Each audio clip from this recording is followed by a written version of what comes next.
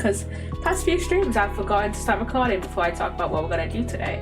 So today I was either tempted to stream either Sims or start Turnabout Legacy, and from the title you can see we're playing Turnabout Legacy. We're starting that, and yeah, we're going to be, I think so. I was having a look through Strategy Wiki, and in this case I think I've got like a basic understanding of like kind of what we're going to be doing. We're going to be kind of like going back to the past and playing a bit as Gregory Edgeworth, and I think it'll be Eddie telling, like, and it'll be from like the perspective of like Eddie telling Miles about Gregory's like final case before he was, you know, murdered by Manfred von Karma. So yeah. Anyways, I'm gonna go and get straight into that. Oh yeah. So I got an email. Before we get into that, I got an email from one of my lecturers earlier today, and I was like, weird. My lecturers usually don't email us on the weekend. They usually just email us like during the week, and if need be, they'll be like emailing us at like the night before, or like at night during the week. But usually it's like middle of the day they email us. Anyways, so I got an email from one of my lecturers, and apparently we'll be having a look round. Wait, let me have a look at the email again. Because we'll be just kind of touching on like some methods in like kind of researching methods, but in psychology, but it's now a research methods module, so we're not doing it for like the whole module basically. But yeah, we'll be talking about just like the like stuff we have in the labs and stuff. So we'll be talking about EEGs and stuff like that. For a second there, I kept misinterpreting the email and thought we were actually going to have a look round the labs, but I don't know. I think we're just going to be like talking about like what stuff we have at the labs at my uni, which would be very cool. I need to clean my glasses. I mean, obviously I'll need to clean my glasses. We're playing through a reading game. We're playing through Ace Attorney. You kind of need a read for that. So yeah, let's get into it. Continue. Turn out Legacy.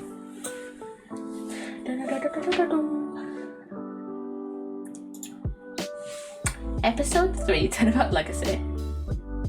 What the fuck is this? 3 p.m. Kink Extravaganza? What shall we make today, kids? Samson and Judy's Bake Ball. Okay. Is this like a TV show? Macarons, waffles with cream, chiffon cakes with... I don't read what he said. Laugh and sing, smile, it's true. All that sweetness waiting for you. Look there, what where? Over there. The oven's got something special to share. Ding! Now let's see what we've got for you. They seem so silly, I like it. It's cooking time, are you ready to make something special together? This seems just so silly, it's like a silly little TV show. I love it. Okay, where are we? Wow, talk about a blast from the past. Oh, that's Gregory and Eddie. Hey, Gregory.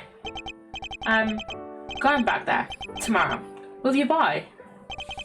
I'm finally going to find out what happened 18 years ago. Oh yeah, cause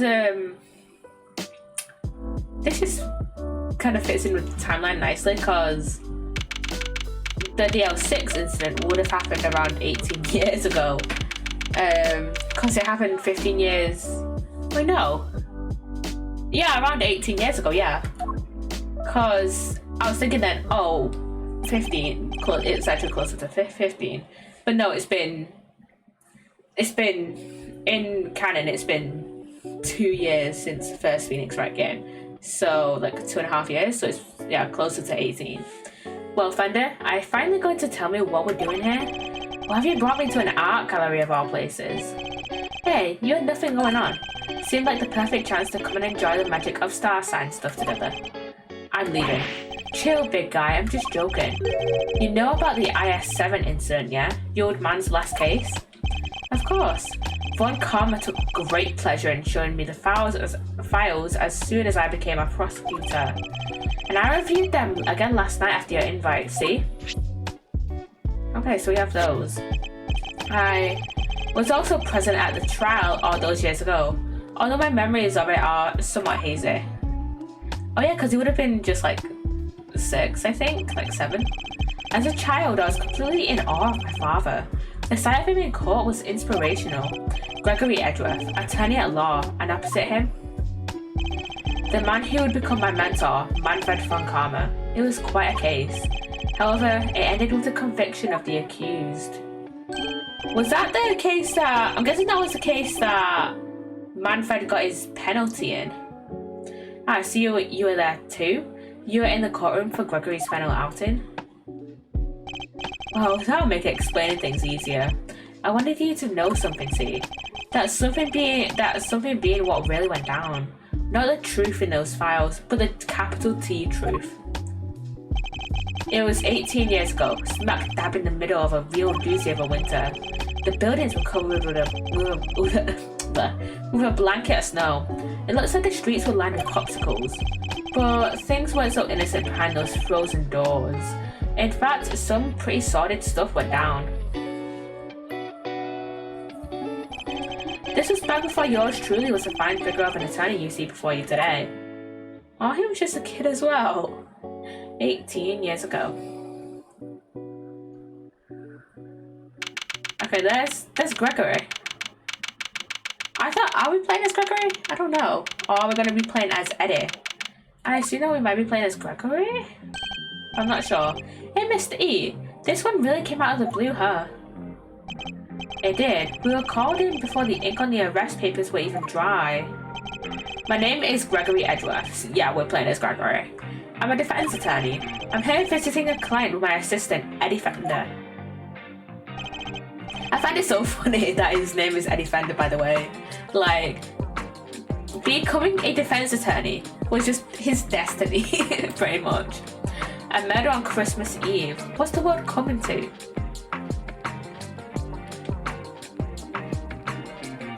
It was almost Christmas. Oh my god, it was almost Christmas. In the dark of the night, at the end of the day, I saw 2 timely saviors are coming my way. Welcome, my friends, to the visitors' room. And if we're not friends yet, I'm sure we will be soon. Whoa, took our entrance. Even the bailiff is in on it. Oh my god. I was not expecting that. Neither was I. Sorry if I surprised you. I'm just so happy to see you both.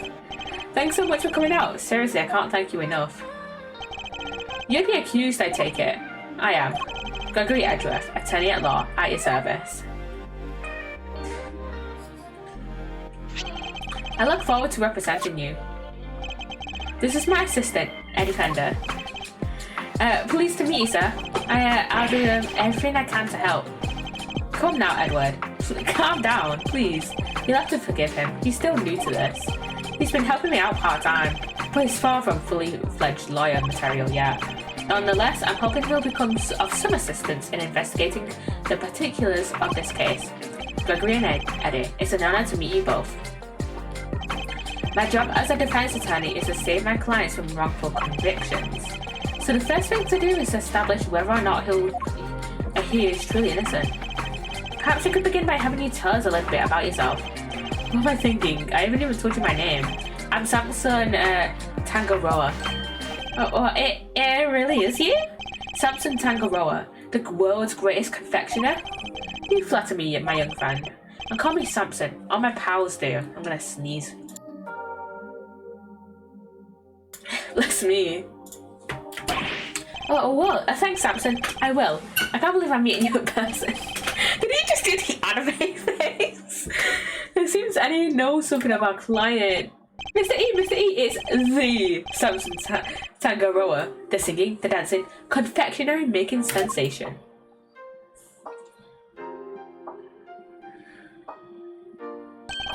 What shall we make today, kids? This is just so silly. Macarons, combos of cream, chiffon cakes that are light as a dream. Laugh and sing. Gregory's just done. Smile, it's true. Oh, that sweetness. Wait, if you. Gregory just looks fucking done. This is what we saw at the start, pretty much. I love Eddie is just enjoying this totally, and then Gregory's just like, yeah, I'm done. I must start dancing along. Why is this one of my most favourite scenes in Ace Attorney? It's just so silly, I love it. No way, I got to sing I got to sing with Samson Tangaroa. This is a dream come true. Oh my god, he has the anime face again. You can't see it. You can't see it. You can't see the context. He has an anime face. I love it. He is such a big, mega, super fan. I keep forgetting that like, when I have my game captured like this, you have just like their faces cut off. Should I have it like that? Should I? But then Emma gets in the way of that poppy there, that flower there. I'm gonna have Emma here. We'll have it like this for now. We'll have it like this for now, so you guys can actually see kind of what's going on. And I need to start this text. I'll move that up here, maybe. Move that along slightly. Make that smaller actually. And just put that like there, level with that. And I mean, I could put one thing. What am I grabbing? I keep grabbing the wrong thing. I can maybe put that there. Maybe. No, keep that there. Yeah, we'll keep that text there for now. I could. Maybe I did that text. Can I put a little bit of a like shadow on it? Yes, I can. Okay. Like that. Alright, there we go. And put a bit of a background on it, so you can actually see what's written there properly. And yeah, we'll keep it like that for now. We'll keep it like that for now, and then I can always mess around with it another day. Thanks, little pal. It means a lot to hear you say that. My apologies, but I think we need to discuss the matter at hand. Of course, I'm sure you're both very busy. Alright, where would you like me to start? Okay, let's ask him about himself. So you're not just a confectioner, but also a singer and dancer? I sure am. When I'm having fun, my body just starts moving. You must really enjoy making desserts. Wouldn't be much of a confectioner if I didn't. I'd love to make sweets that will bring joy to others. Hey, they're not just things, they're works of art. Sparkling, dazzling, mouth-watering creations. The stuff that dreams are made of. So he aims to create joyous and inspirational pieces, does he? About the incident. I understand that the incident in question happened at your mansion. It did. We were holding an international confectionery contest there when a body was found inside one of my creations. Inside of one of your... No way. What the fuck? The detective in charge placed me under arrest because of it, and now here I am. Oh, who would be the detective? I guess the only detective that would make sense would be, in this context, would be Bad. Yeah, it would probably be Terrell Bad that would be the detective, if we're gonna be speaking to like a detective we already know, because Emma was probably not even born at this point. Yeah, she definitely wasn't born at this. Would she? No, she probably wouldn't have been born at this point. And then Gumshoe, he would have been born probably, but he but he wouldn't have become a detective yet. He might still be a kid. I'm not sure. I can't remember how old Gumshoe is. But yeah, Emma probably wouldn't have been born around this time-ish, or would have just been born at this time, so she's not a detective yet, obviously. And she's not even a detective at all in the investigations games. She only becomes a detective in Apollo Justice. So yeah, we'll probably meet Bad later? I'm not sure. But I can never take a life. Never. I'm sure the police will see that too in time. They'll realise their mistake.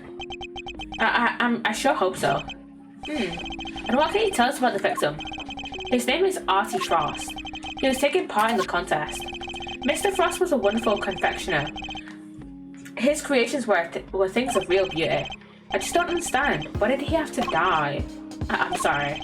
He seems genuinely upset over the victim's death. So we're gonna take over his case. I think I have a pretty good measure of the man now. Mr. Tangaroa, this is one last thing I need to confirm with you. You didn't kill Mr. Frost, correct? Correct. I swear to you, I didn't do it. Like I told you, I could never take a life. Never. He seems quite sincere. Alright, I'm going to take you at your word. Thank you for being so forthright with me. Likewise, it's good to talk to somebody other than those detectives. We'll head to the scene of the crime and see what we can learn. We'll be in touch when we have something more to tell you. Goodbye, Gregory. Goodbye, Eddie. I'm counting on you both. Okay, let's go and investigate. Oh, that's the person who, I can't remember her name. That's the person who was on the show with Samson. It's pretty cold out there, huh, Misty? And ever so much snow. Yeah, and it doesn't seem like it'll be laying up anytime soon. But just look at this place. What a sweet house Samson's got. It's huge. Oh, so this is his house. Yeah, big enough to hold an international confectionery contest, no less. Welcome, welcome, everyone. Come on in, we'll have so much fun.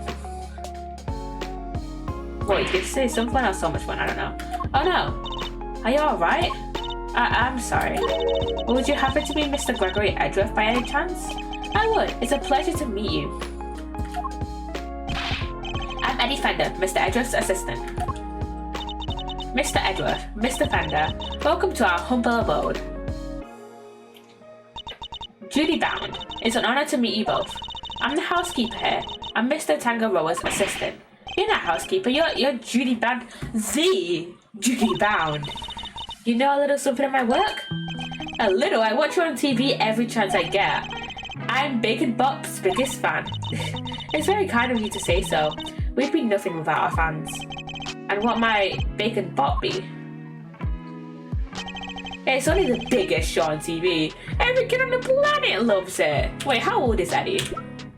18, okay, yeah.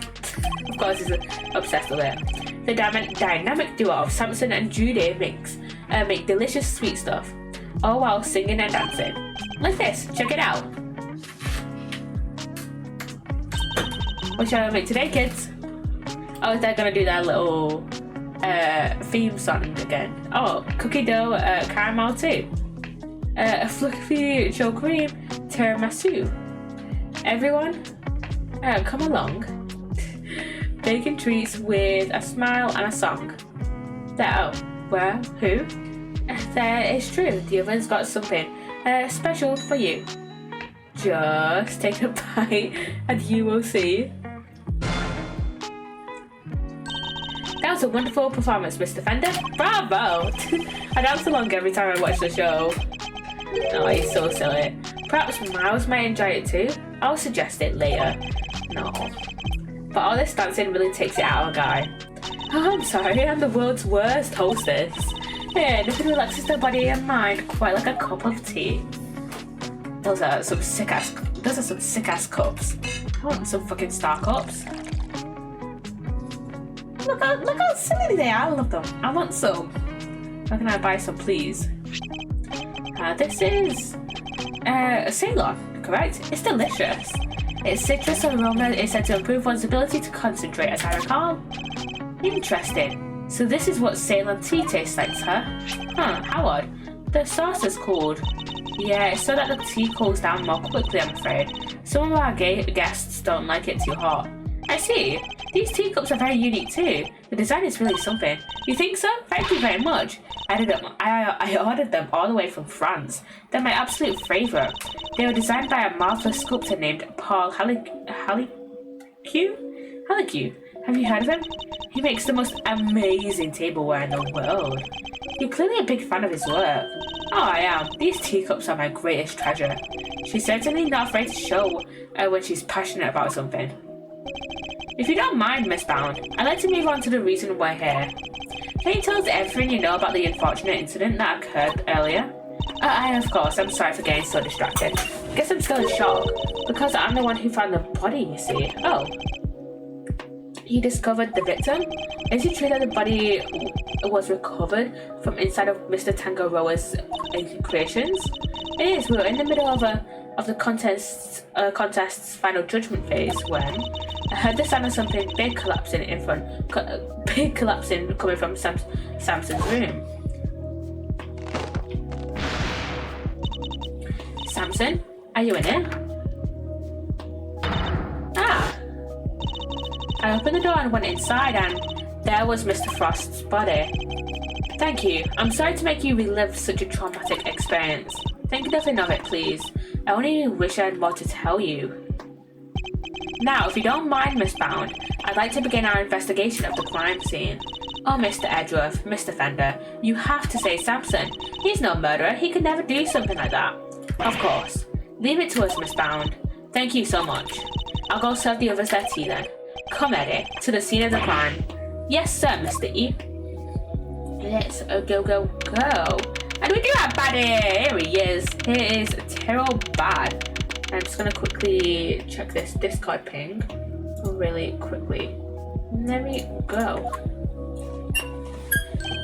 No way. Everything in this room is made of chocolate. Hello, research. Hello. How you doing? I can't believe I'm getting to see so many of Samson's creations this up close and personal. I might be more excited myself in the room if the room wasn't a murder scene. Just hearing you say that sends a shiver down my spine. That might just be the temperature in there. It's rather cold.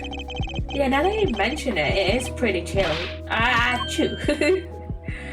You okay? Defense on the scene already? That was fast. A pleasure to meet you. Gregory Edgeworth. I'm representing Mr. Tangaroa. This is my assistant, Eddie Fender.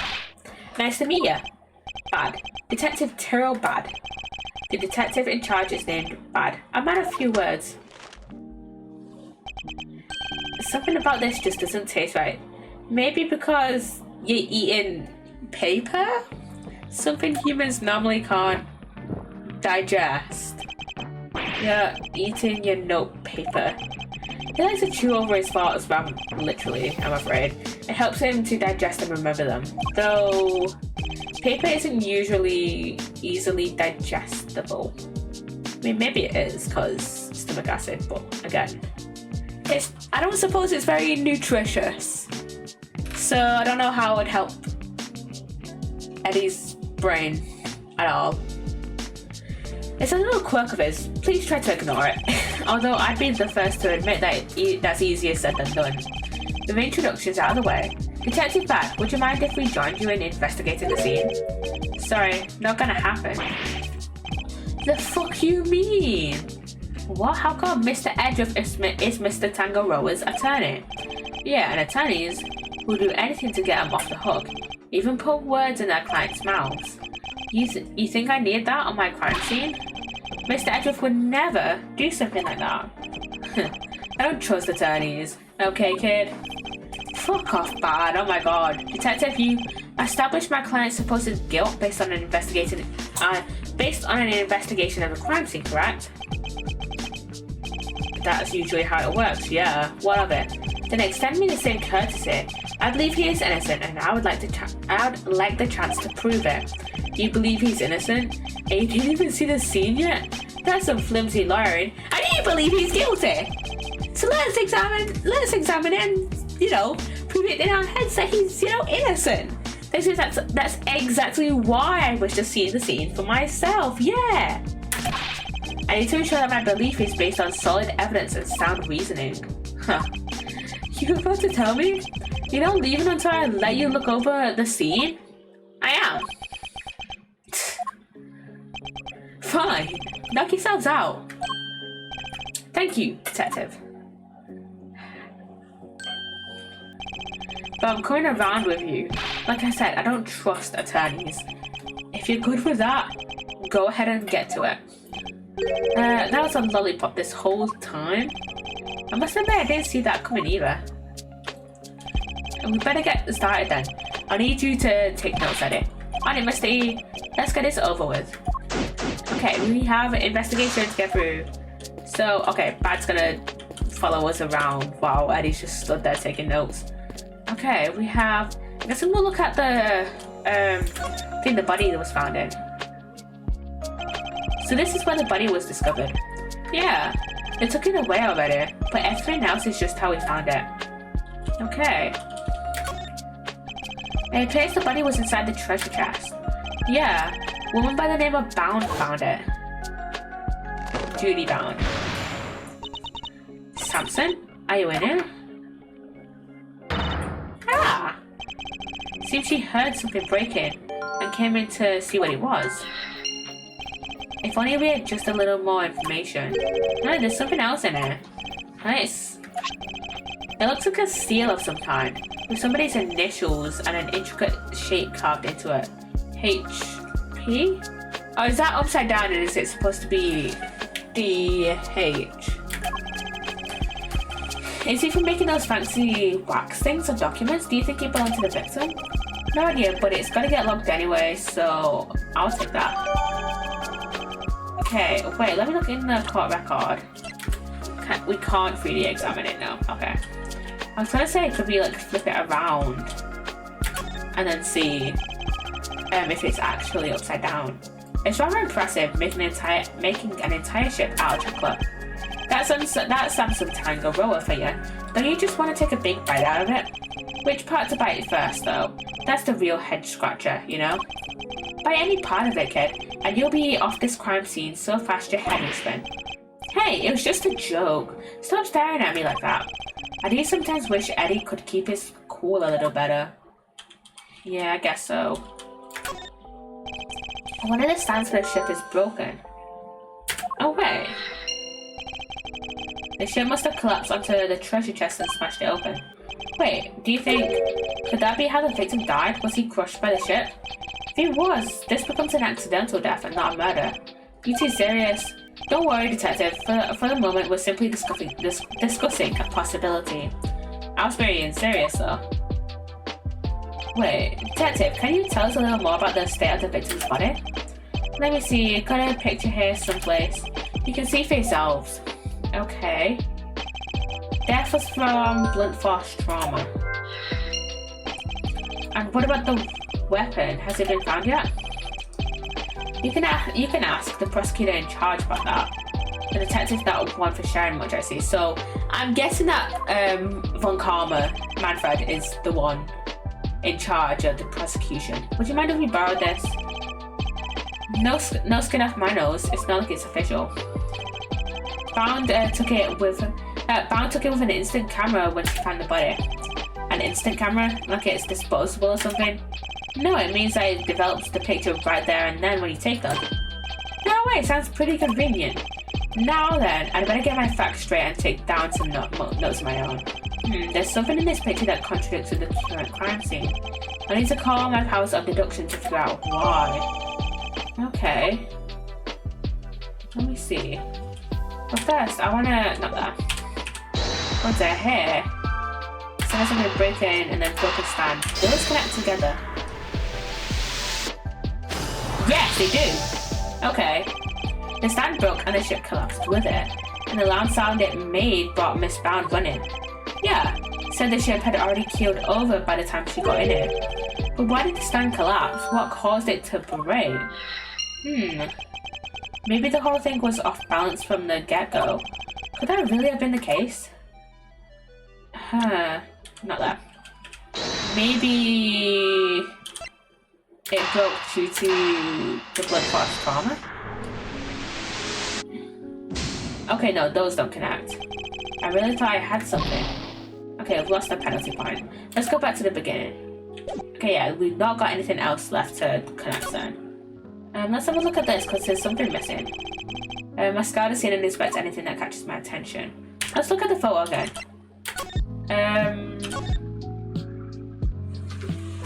Wait. There's that bit of chocolate there that's missing. What is there? Could this be related to the evidence somehow? The photo. You said the only thing that has been removed from this scene is the body? Yeah, that and the piece of cloth it was wrapped in. Then something here doesn't quite add up. It doesn't. Take another look at the scene in front of us, detective. A very conspicuous pool of blood that should be here is clearly missing. You're right. Don't remember anybody mentioning they'd removed the blood along with the body. Let me check with forensics. What is it, Mr. E? What did you figure out? Compare the treasure chest in the photograph to the real thing. In the picture, the solid chocolate bottom continues underneath the deceased's head. And yet, that part of the chest is now gone. The part with the blood all over it. Exactly, so did the police remove it? Or perhaps the killer? It wasn't forensics. They're saying nobody took anything like that away. That's weird. Interesting. So somebody deliberately removed the blood from the scene? Yeah, right after found the body. Like, she was the one who took this initial photograph with her instant camera, and she was the one who found the body initially. So I'm guessing when Bound went to go call the police, that the killer returned to the scene of the crime. But no, wait. It would have been after forensics arrived. Cause I'm assuming they saw the blood as well. So it would have been after forensics arrived. Could be. So would it be one of the members of forensics? I don't think we have anything left to examine there, do we? I believe there is anything more to be found here. No, okay. Okay. Wait, do we have a check on the Steam achievement for this? Okay, so this is episode 3 of AAI 2. For listening to Emma Sky in the story about how her studies abroad are going in this episode. Oh wait, no, that's next episode. For examining the teapot as both Miles and Gregory. Okay, that's easy enough. That's easy enough to do. Okay, teapot time. I was gonna examine that anyways. There's some very tasteful tableware here, along with some kitchen utensils. This tea set is This tea set is of the same design as the one Miss Bound served us with earlier. You think Samson could have been drinking tea out of that? The pot and cup would have stayed for Prince. His was the only one they found. And was that the case for the utensils too? Everything else had been washed, so there weren't any prints to find. And if Mr. Tango was wearing gloves while he was working on his confectionaries, that could explain why prints were only found on the teapot and cup. Okay. I'm going with this guy up here. I feel like we need to talk to him. And you are? Who the fuck are you? Sorry, meditating. Did you want something, detective? Word defense. Oh, I'm an attorney, not a detective. Gregory Edgeworth, a pleasure to meet you. And I'm his assistant, Eddie Fender. I see. Name's Carmelo Gusto. I'm a confectioner, here for the contest. You are? What's your specialty, Mr. Gusto?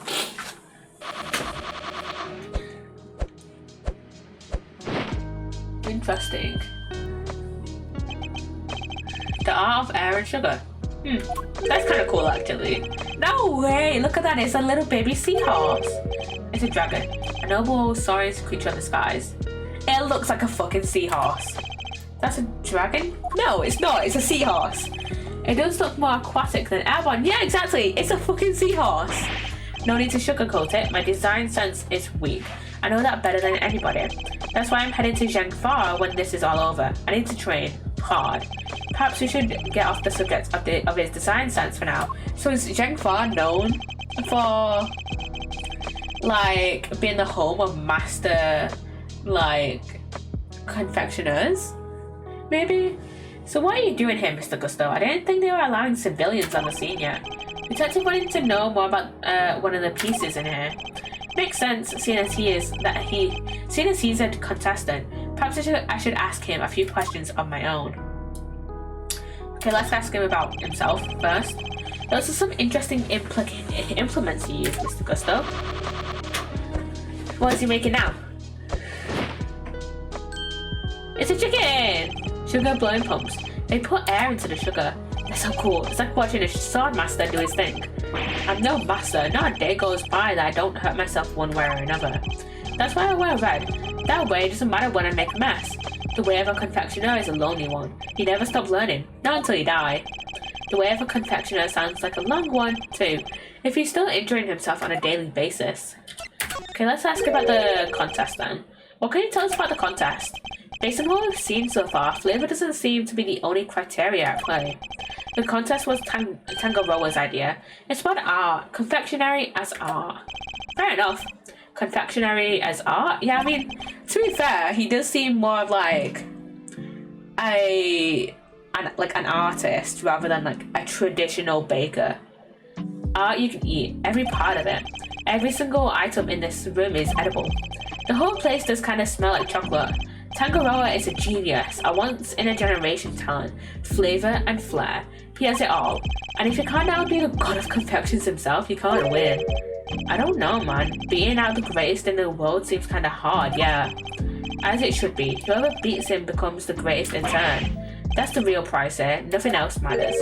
So you're competing for a title, effectively? And a treasure. The ultimate cookbook. Tangaroa's most prized possession. If you want to know more, it's all written down here. It's the list of rules I was giving out to contestants. Okay, we'll have a look at that later. You know, let's have a look at that now. Contest rules. Prizes, the ultimate cookbook, the title of the world's greatest confectioner. Rules. Judging will proceed clockwise from the leftmost room. All contestants together in Mr. Tangaroa's room when judging ends. Non-confectionery items may not be used as decoration. Stands and display materials will be provided. Contestants may not enter another contestant's room until judgment has been completed. Okay, that's kind of fair enough, I guess. Very simple rules. Sorry, I don't know much about what happened. I only heard about it after the judging was over. How was the judging organised? It started at 3 PM. Tangaroa began making the rounds right around then. He left his room and then worked his way around the venue clockwise. So it was Gusto's room first, and then Scon's room, who we haven't met yet, and then we got Frost's room last, who was the victim. My creations were the first to be judged. After that, he went to Scon's room. She's another one of the contestants. What can you tell us about her? Ruthless, brutal, there's nothing she wouldn't do to win. She was working with Cream, some kind of dreamscape. Did you go out, Milk? The cat wants to go out. The cat wants to go out.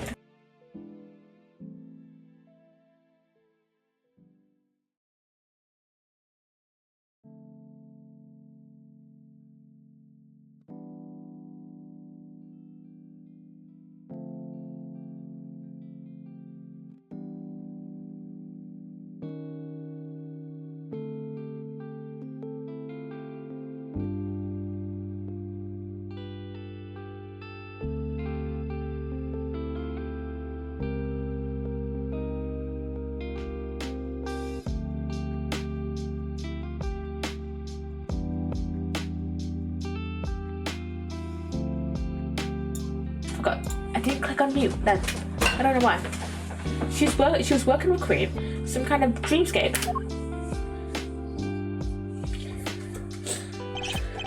Then last of all, Frost's room. His thing was flavored ice. Sculptures this time also I heard. Condensation on my desk. Found the body while Tangaroa was still making the rounds. She panicked, ran to call the cops. Tangaroa went right on judging, claimed she didn't know a thing about it until afterwards. Went ahead and looked over the victim's work, even though the guy was nowhere to be seen. Pretty suspicious behavior in anyone's book. I don't have enough information to challenge him on that yet. By the way, Detective Bad, why were you and Mr. Gusto talking earlier? I was going to ask about the piece on the wall here, the one in the frame. Seemed like something was off. Though I better ask somebody who knows about this stuff. But then you bozos showed up and pulled me away from my very important work. Fuck off, Bad. Perhaps we can take a closer look at it together. Yeah, can't take a hint, can you? Mr. Gusto, would you mind helping us out? Of course, confectionery is my life. If you have any questions, I'll be happy to answer them. Thank you. That's very kind of you. Okay, this looks like it's been tampered with. Cause first of all, there's a missing thing in the corner here, and then there's fingerprints up here. Let's ask about this, cause that's the thing I noticed first. Who knew you could make a picture this pretty out of chocolate? Samson really is a god among men. Is it really made of chocolate though? It looks far too much like a regular illustration to me. You have a good eye. I'm impressed. That's not a piece of candy, that's the ultimate cookbook. The ultimate cookbook. In other words, the grand prize. What? So it's not made of chocolate after all? No, the book is simply enframed in some. Tangaroa showed it to us all when he gathered us here to explain the rules. So the participants knew that the grand prize was in this room the entire time? Anyway, you see it too, right? The frame. Something's missing. The oddity Detective Bad was going to ask Mr. Gusto about earlier, yeah. You're right, Detective. Something is missing from this frame. So it's not just me. Huh? What's missing? I better show Eddie which part of the frame is missing some chocolate. Here. Take that!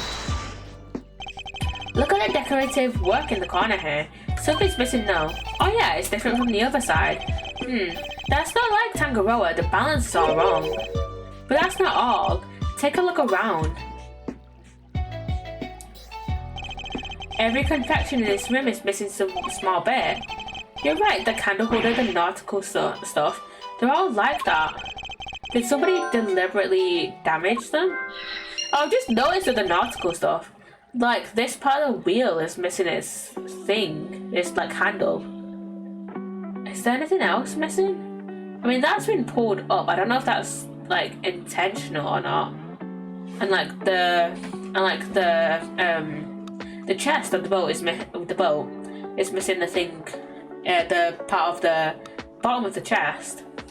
Is there anything else missing that is really noticeable? Oh wait, these are the map is missing bits of chocolate. That's supposed to represent the land masses, the continents, the countries. That's a very good question. The Tangaroa just wanted it to look like somebody messed with his work. He'd never do that to his own creations, never. Could this have some deeper meaning for the case? I must scour the scene and inspect anything that catches my attention. You've got the fingerprints as well, which is suspicious. Are these finger marks? Yeah, but we don't know whose yet. Still haven't figured it out. No fingerprints, no ID. Finger marks without prints. They could certainly be important to the case. It's a real head scratcher, alright. Not really, I'm guessing whoever it was wore gloves. Where is your sense of romance, of adventure? It doesn't tend to be much of either a crime. It doesn't tend to be either much of either at a crime scene, Eddie. Why can't I words today? You okay, Eddie? Are you alright, Eddie? Yeah, but it sure is chilly in here. Yeah, it wasn't exactly warm out in the fountain room either. But it's even colder in here. Would you like to borrow my jacket? No, I'm fine. And besides, you said you'd give it to me when I finally got my attorney's badge. I did, didn't I? Oh shit, this is his final case. Did Gregory die?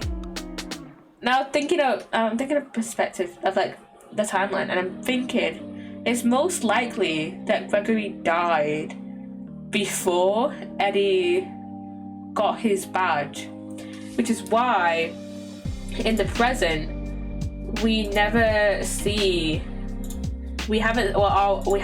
yet Eddie wear Gregory's coat, which that pains my heart. Oh my god, why did they have the heat down so low? Probably to keep the chocolate frozen, I assume. Chocolate needs to be kept at the right temperature. Yeah, take a look at behind that panel on the wall. What panel? Look at that, it was here this whole time. There's one in each of the contest rooms. Tangaroa hid them away so they wouldn't spoil the aesthetic of our works. And what do the controls do? They adjust the temperature and the lighting. Goes all the way down to minus 22 degrees Fahrenheit, cold enough to keep any confectionery from melting. What's minus 22 in Celsius? Minus 22 Fahrenheit to Celsius. I can't spell Celsius. Minus 30. Jesus Christ. Jesus. And I'm guessing that's also, yeah, that's in Fahrenheit. So and that's 59 degrees Fahrenheit. So what's that in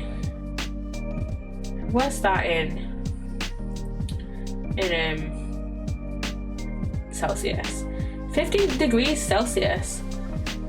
Okay, that's not too bad then. That's not overwhelmingly cold. That's like England on like the average day. So it's not overly cold in there. So in effect, each room is a giant freezer. It's 59 degrees in here, no wonder I'm cold. Hey Detective Bad, you mind if we turn it up a little?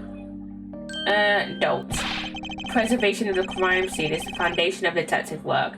Yeah, and plus all the chocolate would melt if you turn it up. But I'm not a detective. The same goes for attorneys, Eddie. We must never disturb the scene of the crime. Get used to the cold, it's all party training. Chocolate needs to be kept between 59 and 65 degrees. There's no way around it. Huh. You know the temperatures by heart, huh? Guess it is your job. It's the very least I should know. Any real confectioner should be able to tell you that and more. Alright, what about lollipops and cream? If it's not too hot or humid, a lollipop should be fine to spot anywhere. Cream needs to be kept at around 50 degrees. Need to watch out for heat and humidity, huh? Surely noted. Detective Bad kind of brightened up when he was talking about lollipops, didn't he? I suppose he must be very fond of them. I don't believe there is any more to be found here. Okay. I guess in logic mode, maybe? Damage creations and then why did it break? Oh wait, was it a temperature issue? Maybe the temperature was increased in the room, which would make sense as to why the ship broke and why everything else broke. Because some parts of it would have been like melted and therefore parts of it would have just fallen off. All of Mr. Tangaroa's creations are missing in a little piece each, including one of the stands that was holding up the ship. Somebody really went all out. They think it could have been the killer. It is certainly a possibility. Either way, I think we can safely say that the stand was damaged in our mystery person's tampering spree. And when it broke, the ship fell and smashed open the treasure chest, which would have remained closed otherwise. Okay. What else do we need to do?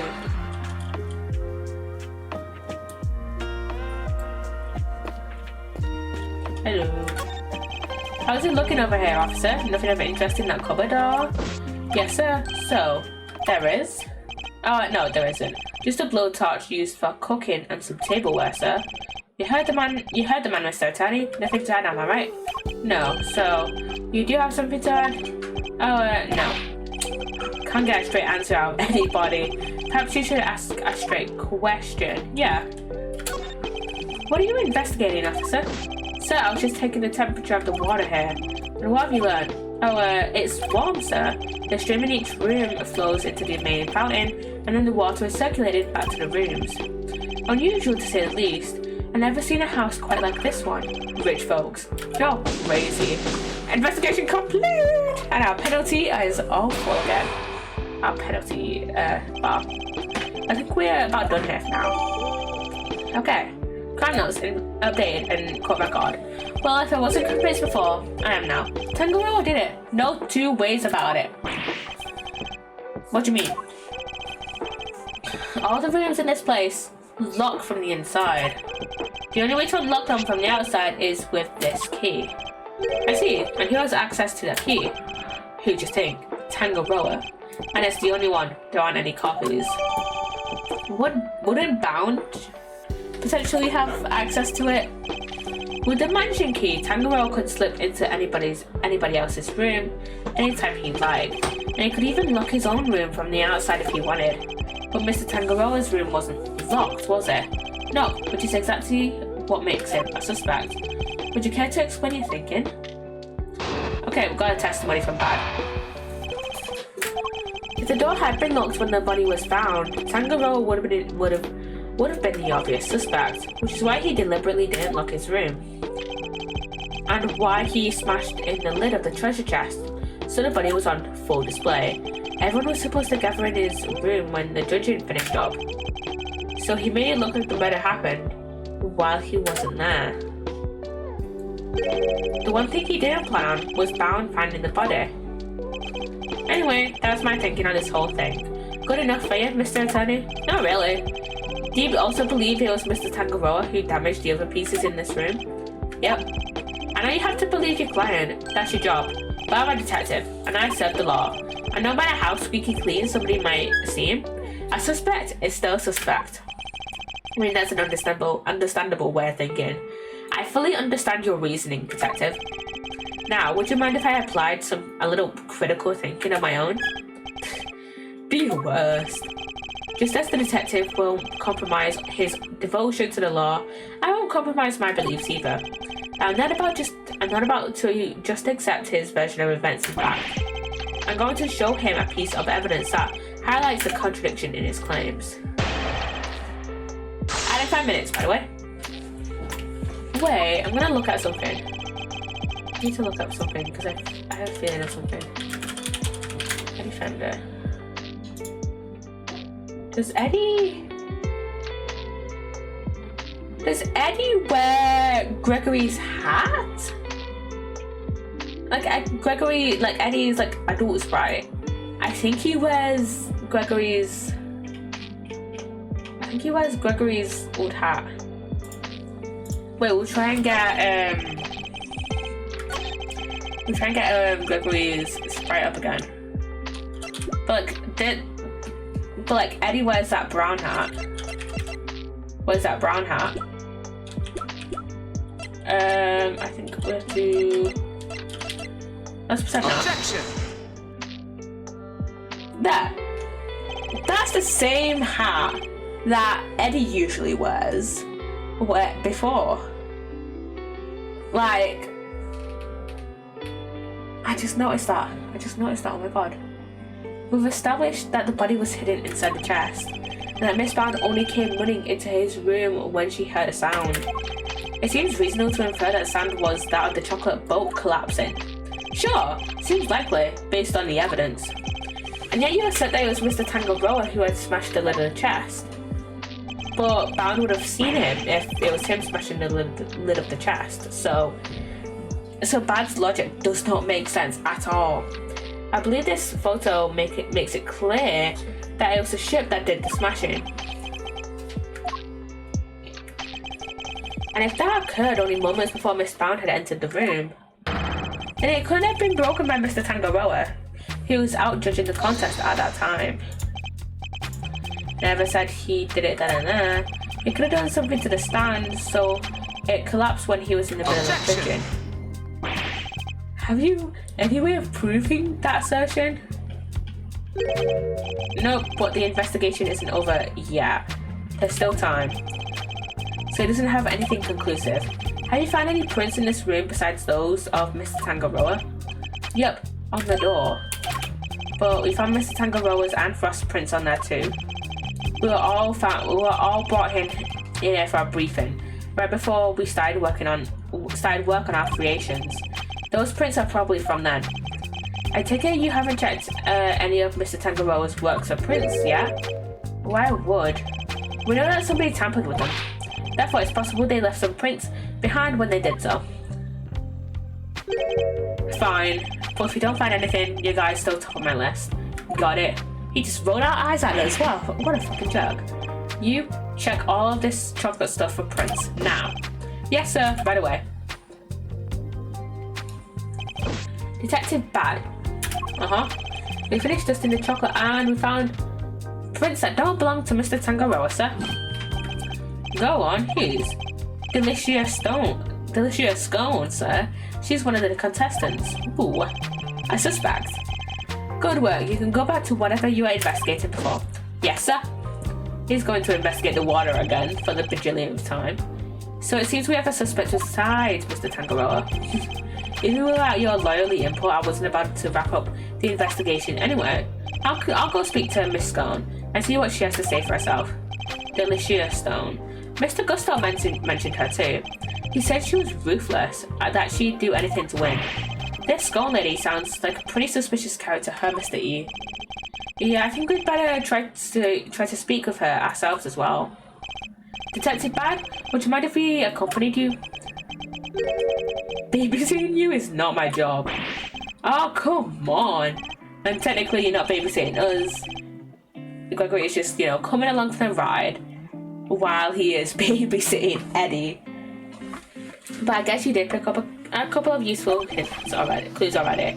So if you want to take along, be my guest. Thank you, Detective. You're too kind. Okay. But Detective Bad, sir, I don't think that's such a good idea. The lead prosecutor is still busy in there.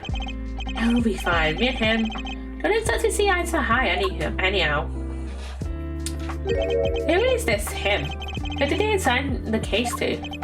My friend Von Karma. I knew it. I knew Von Karma was here. What? They gave it to Von Karma? He hasn't lost a case in 25 years. That'll all change in another 15 years' time, Eddie. And the Eddie science soon. The Eddie's just started. Okay. But yeah, that'll all come crashing down in another 15 years. I promise you.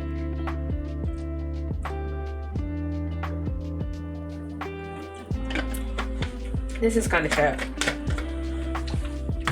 What the fuck is my moisturizer? Oh, there it is. Yo, cheese.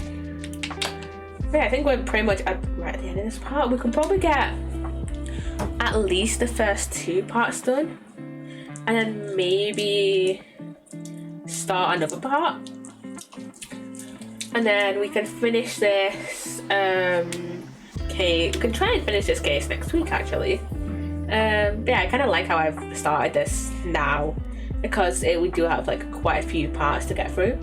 But I think for the next like few weeks we're gonna try and get we're just gonna be playing a lot of Ace Attorney, and then after that we'll just be back to like the other games, like some other games, like mainly Minecraft and Sims and Sticky Business and stuff like that. So yeah, and then like occasionally Roblox, but only really when I have like a game to play. I don't think I've ever played a Roblox game twice. Like, no, not played it twice, but streamed it twice. I'm gonna look at my YouTube. I need to look at my Roblox playlist, because I don't think I've ever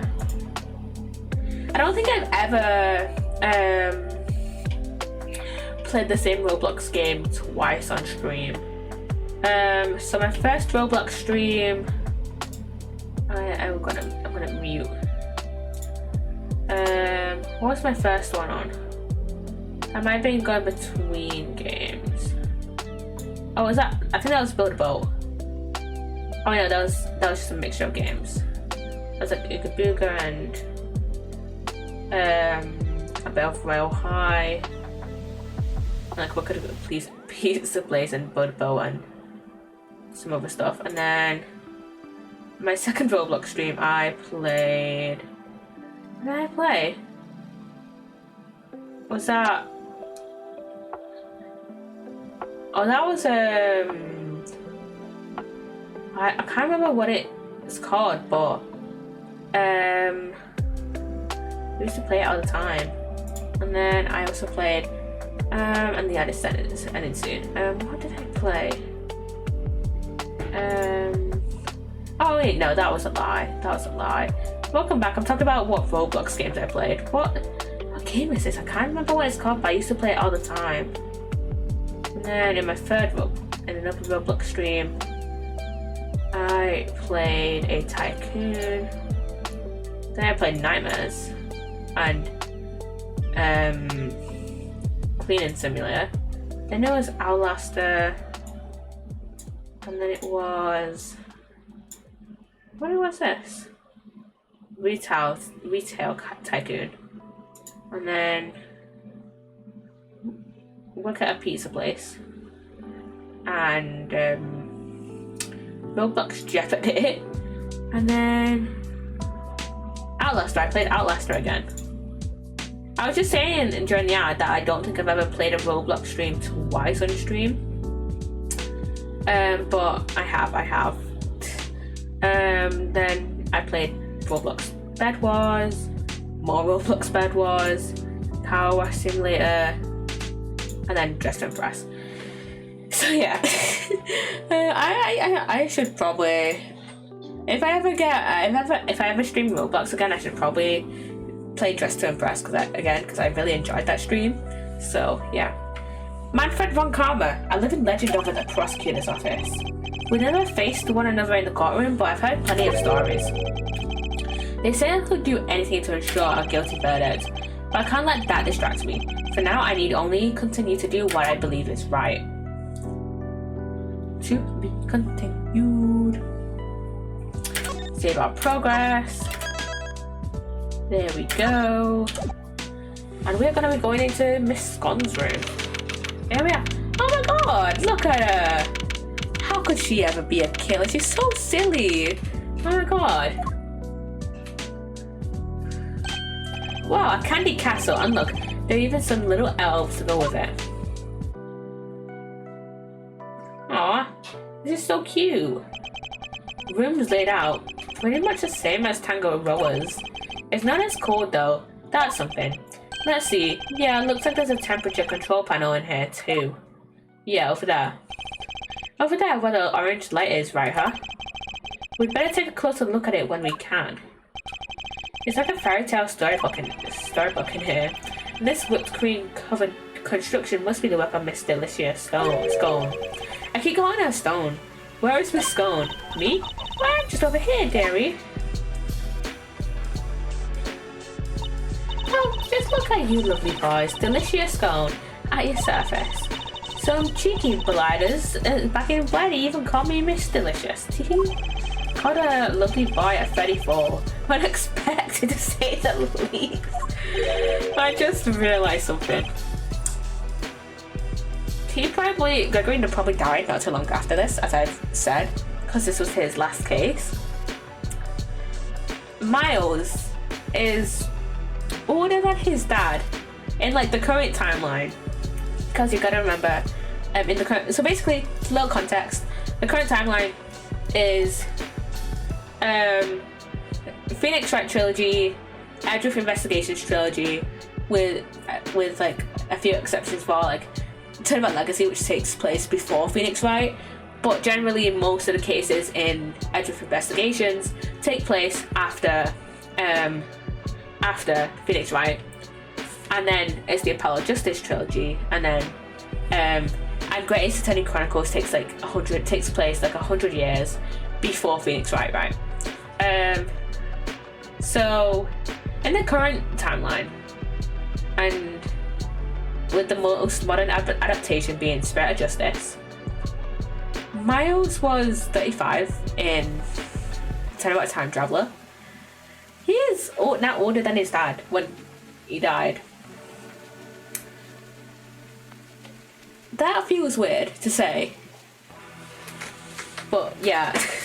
A lovely voice, really? Even Mr. E? Oh yes, there, you the detective over there? You're a lovely voice to me. I'm nobody's lovely boy lady. Name's Bad. Wow, so edgy. I wonder just how old she is. Does it say in her profile? We don't know how old she is. Wait. Back up. She's from the UK. She's British. Finish this up so we can get out of here, Mr. Attorney. Yeah, alrighty. What's the meaning of this? Chit-chatting with the defense? Oh, fucking Manfred von Karma, what the fuck? Mr. Edgeworth, some scary guy just stepped out of the castle. And you just almost scared Scone half to death. Von Karma. Ugh. This man. What, he's Manfred von Karma? Yeah, he should just fucking retire already. Sorry, mannequins. The notorious prosecutor von Karma himself. It's a pleasure to meet you, Mr. von Karma. Gregory Edgeworth, attorney at law. I couldn't care less what your name is. Rude. Your job is to lose to me and disappear, never to show your sniffling face again. What a thoroughly rude individual. Yeah! And he goes on to kill you, so there's that as well. Those piercing eyes, that furrowed brow. You're scarier than they say. And you might want to keep such rude thoughts to yourself, Eddie. We were hoping you might permit us to carry out some brief inquiries, Mr. von Karma. Ha! Why would I wish to extend you any such courtesy? This clearly isn't going to be easy. So long as your inquiries are limited to this room, I suppose I'll allow it. What a sudden change of heart. You, the tall fellow. Your name is Bad. Is that so hard to remember? I didn't ask for your opinion. The thoughts of a lowly detective do not concern me. Wow. But I do admire your spirit. Bad. See to it that these worms don't step out of line. Why do I have to? I'm not offering you a choice, detective. I need to go and look over Gusto's room. Good day. What a dickhead. Great. More babysitting. Why aren't Detective Bad and Mr. von Karma investigating together? Cause he's a fucking twat. That's why. And Bad probably can't stand another second with Manfred. They don't seem to know each other well enough for there to be bad blood between them. He was just exceptionally rude to you.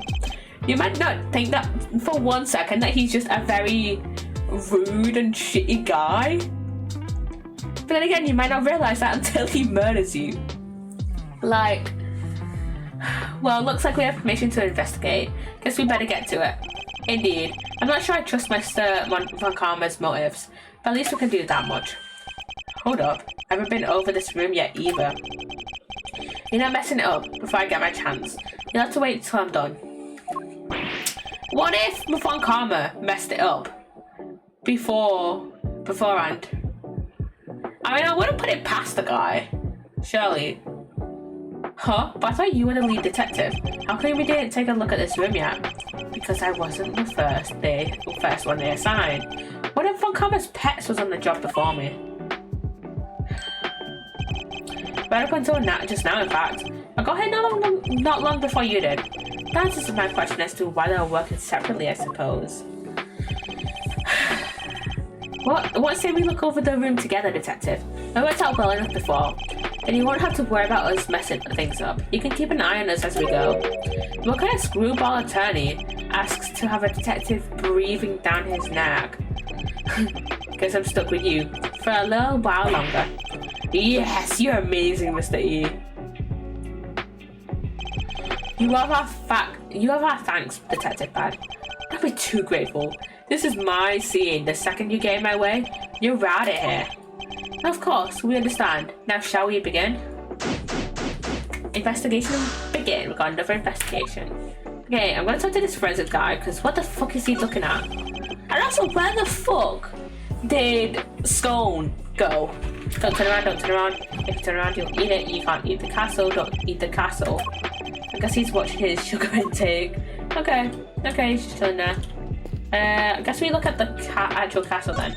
Oh, there's Scone. She was just off screen. It's an incredible piece of work. Hard to believe this whole castle is made of sugar and cream. I know, right? It's like we're inside a magical medieval story or something, and my hair is getting caught under my headphones. Oh my god. I didn't know you were so into such fantastical things. Sorry, Mr. Edgeworth, didn't mean to get so carried away there. Oh, no need to apologise. I admire your enthusiasm. I sometimes wish my own son was as animated as you. You have a son, Mr. E? I do. He's still in elementary school, and yet he'd rather read a statute book than a fairy tale. I can't help but worry that his interests will make it hard for him to make friends. Oh, trust me, he has friends, don't worry. Don't say that, he's so super interested. He'll make a ton of friends, me included, I'm sure. I like to think you'd be more of a big brother to him than a friend, Eddie. Aww. A big brother, huh? Aww, that's super sweet. Guess I have some growing up to do. Better take this more seriously. Indeed. Then with that in your mind, shall we continue our investigation? And my scout has seen and inspect anything that catches my attention.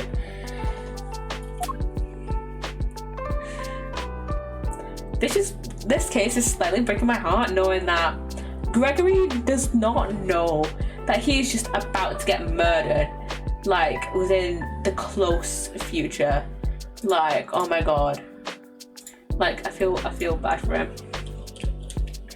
Those look like salt lamps. The doors of the castle have been left wide open. Yeah, was the guy putting a bomb? Probably. He could have at least closed them behind him. I'd like to see you say that to Mr. Von Karma's face, Eddie. Wait, there's a bunch of stuff inside. Let's see. Hold it, kid.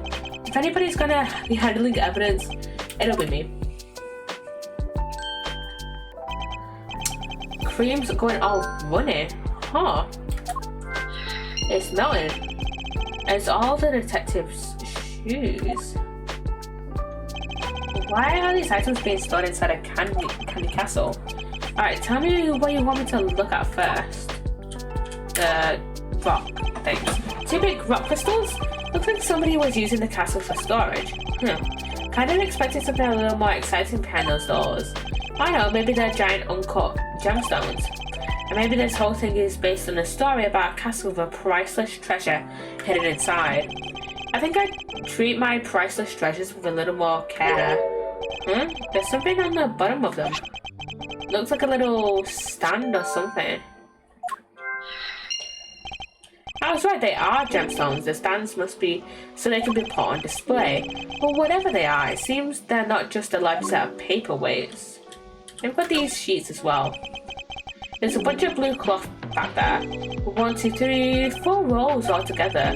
Well, they certainly aren't made of candy. No idea what this stuff is for.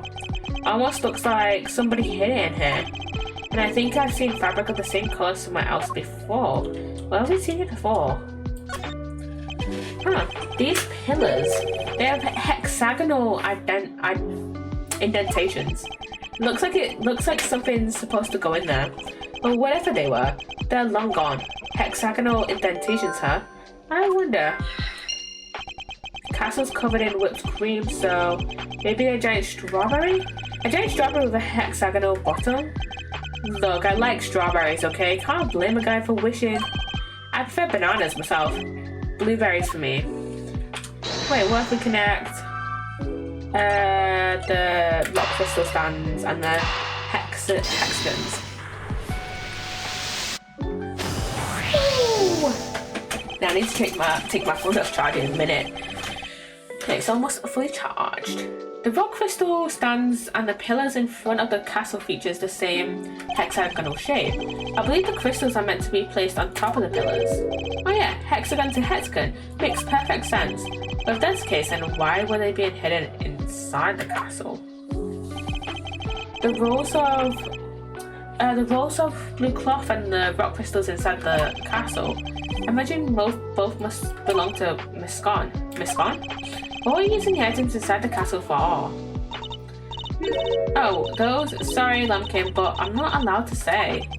Let me guess. Von Karma? You know, please don't ask me to tell you. You're not my close quarters. It seems the prosecution really has no intention of sharing anything with the defense. Man, we were onto something with those giant rock crystals, but... What's that? They're you interested in my little trinkets? Your trinkets? Yeah, my sweet. I use them to make people all lovely and relaxed. You use rock crystals and cloths to do that? I do. It's wonderful. You should see it. And they're not just any old rock crystals either.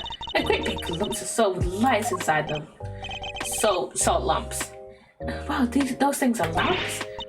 Oh, that's not even half of it. Those cloths hold an even more exciting secret.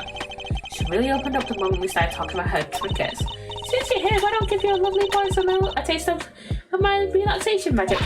Oh, Buddy Pumpkin, can you get it all out and set it up for me? The name is Bad. Is that all? Why are you being so selfish, Buddy Pumpkin? Just go along with it, Bad. You, have you finished taking photos of this room yet? Yes, sir, we have, sir. Then help Miss Scone here with something, will you? Yes, sir, by the way, sir. Oh, you're a sweetie at heart, aren't you, Buddy B? That's amazing, Miss Scone. You've got him to do exactly what you wanted. That's some talent. Yeah, true. It's hard to get Bad to do what you want. Thank you so much, Buddykins, and you, Officer Lovely. She's been giving nicknames to the forensic guys now. I guess it's her way of showing that she cares. So, what about this is supposed to be relaxing exactly? Oh, don't be a sourpuss, Buddy B. The fun's only just beginning. Officer Lovely, you can switch on now. Yes, ma'am.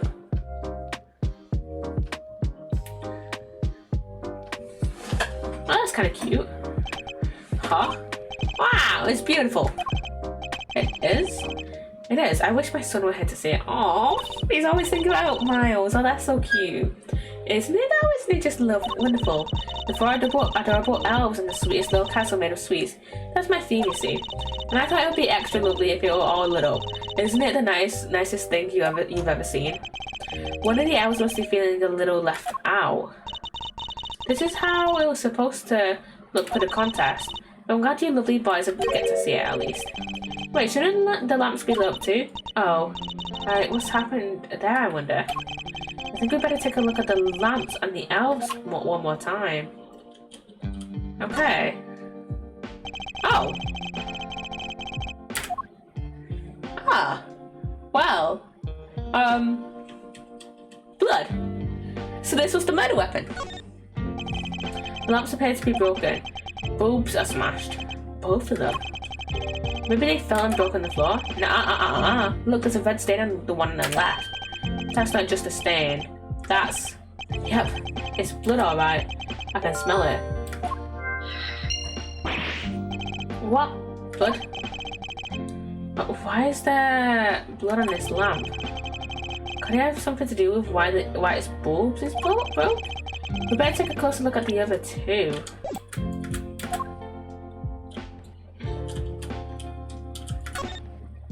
So Miss Scone is actually intended to use these lamps in her display. And why were they stashed inside the castle? Oh wait, it's against contest rules, isn't it? Maybe because they're broken? Except there's plenty of other places she could have put them. The best place to hide some salt is in some sugar, isn't that how it goes? Or perhaps the best place to hide a tree is in a forest. Anyway, if her intention was to put these salt lamps in her final display, that contradicts a certain piece of evidence in my possession. I need to point it out by making a deduction. Yeah, the contest rules. Could this be related to the evidence somehow? Yes. Eureka! Take a look at this list of rules for the contest, detective. Non-confectionery items may not be used as decoration. That means the salt lamps and the luminous cloths would both have been against the rules. Isn't that why they were stashed away inside the castle? I think we need to dig a little further into this with Miss Scone before we can say for sure. Okay, we need to connect some evidence as well. Blunt force trauma and the bloody lamp.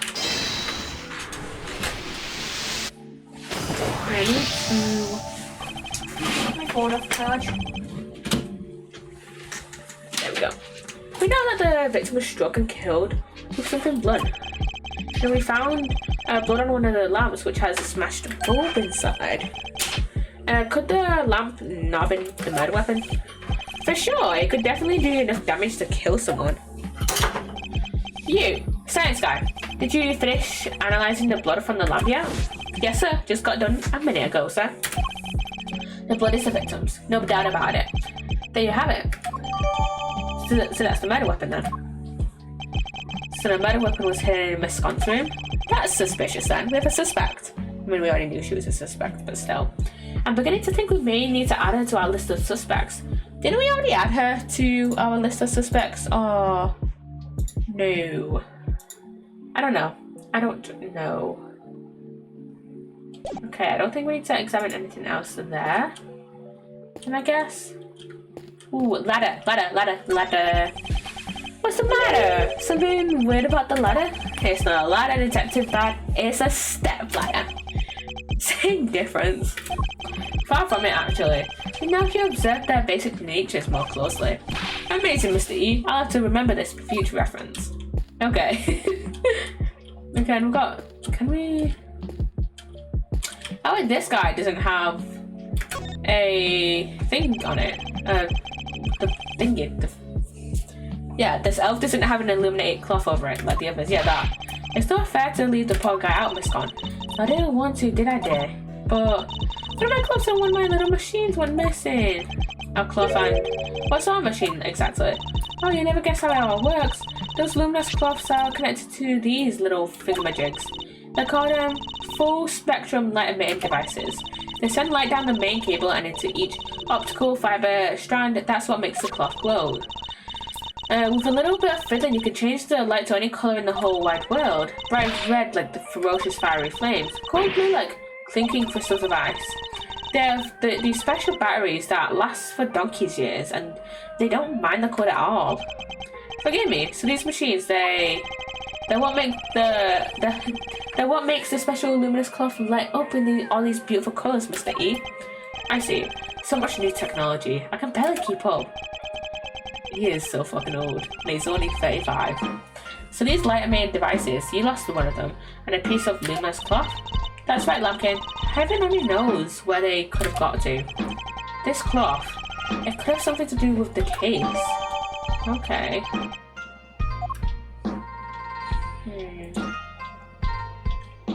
Oh yeah, we can't get back behind the castle. We have to go all the way around. We said we were going to examine the tank thing. There's a small door on the wall here, just like Mr. Tankeroa's room. Here, I'll open it. Temperature 68 degrees. Light set to green.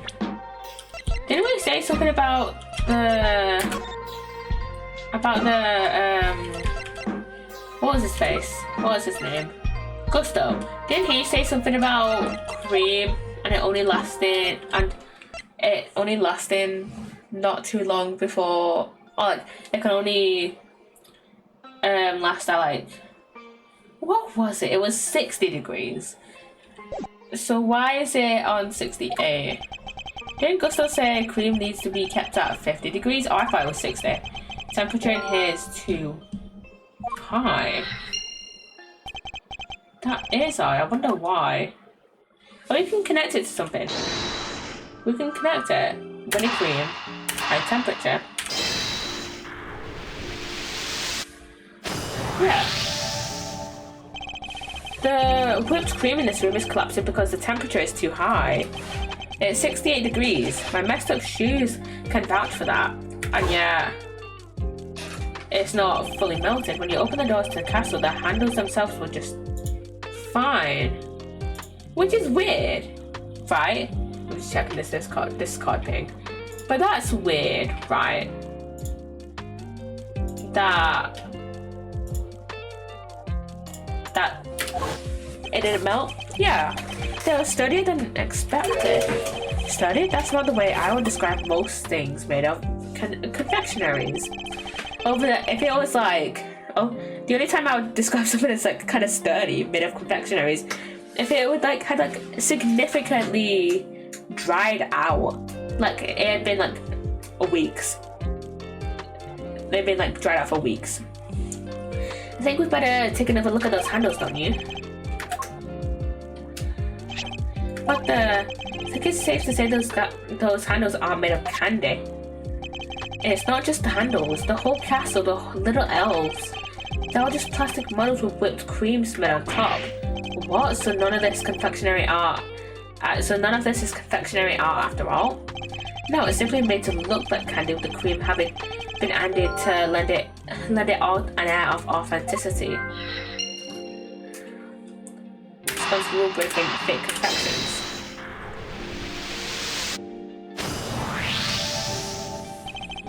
So not only did she use the decorations that were against the rulebook, she didn't even make any real sweets.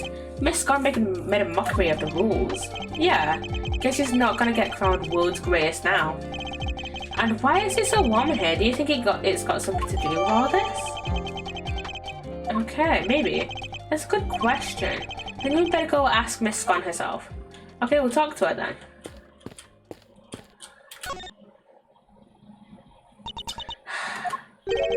What's the matter, Miss Scott? You seem a whole lot less cheerful than you were a minute ago.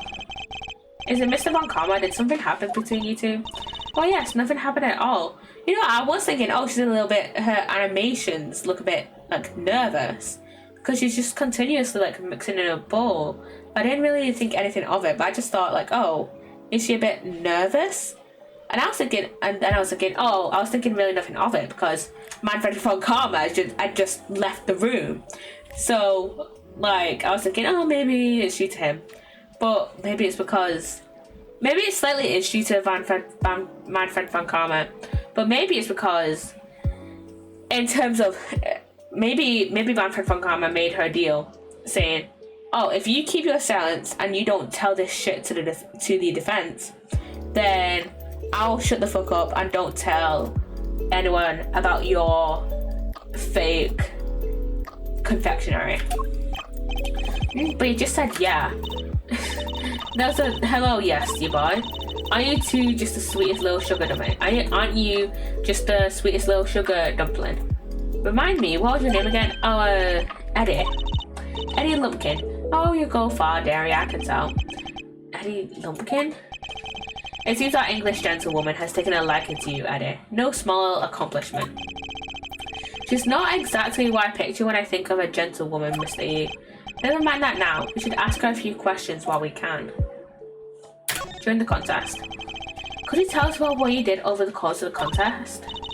Oh, of course, Derry. Let's see. It's all started about 10 in the morning. That's when we were set to work. And well, I spent most of the time here in my room getting everything ready, as you'd expect. Oh, there was a lovely afternoon tea for an hour or so from around 1, I think. Afternoon tea? It's an English tradition. A chance to drink tea, enjoy a snack, and make small talk. When was the last time I had afternoon tea? Because it's not really, afternoon tea isn't really too popular. I think afternoon tea is like kind of just like a very kind of fancy thing. I think probably last time I had afternoon tea like with guides like ages ago. Oh, so kind of like recess? I suppose you could say that, kind of. Oh, you really know your onions, don't you, Greggy Pegleg? Such a clever boy. When did I become Greggy? And when was this afternoon tea served? Out in the garden, of course. There's a lovely little one just outside. They do it at the same hour every break time during the contest.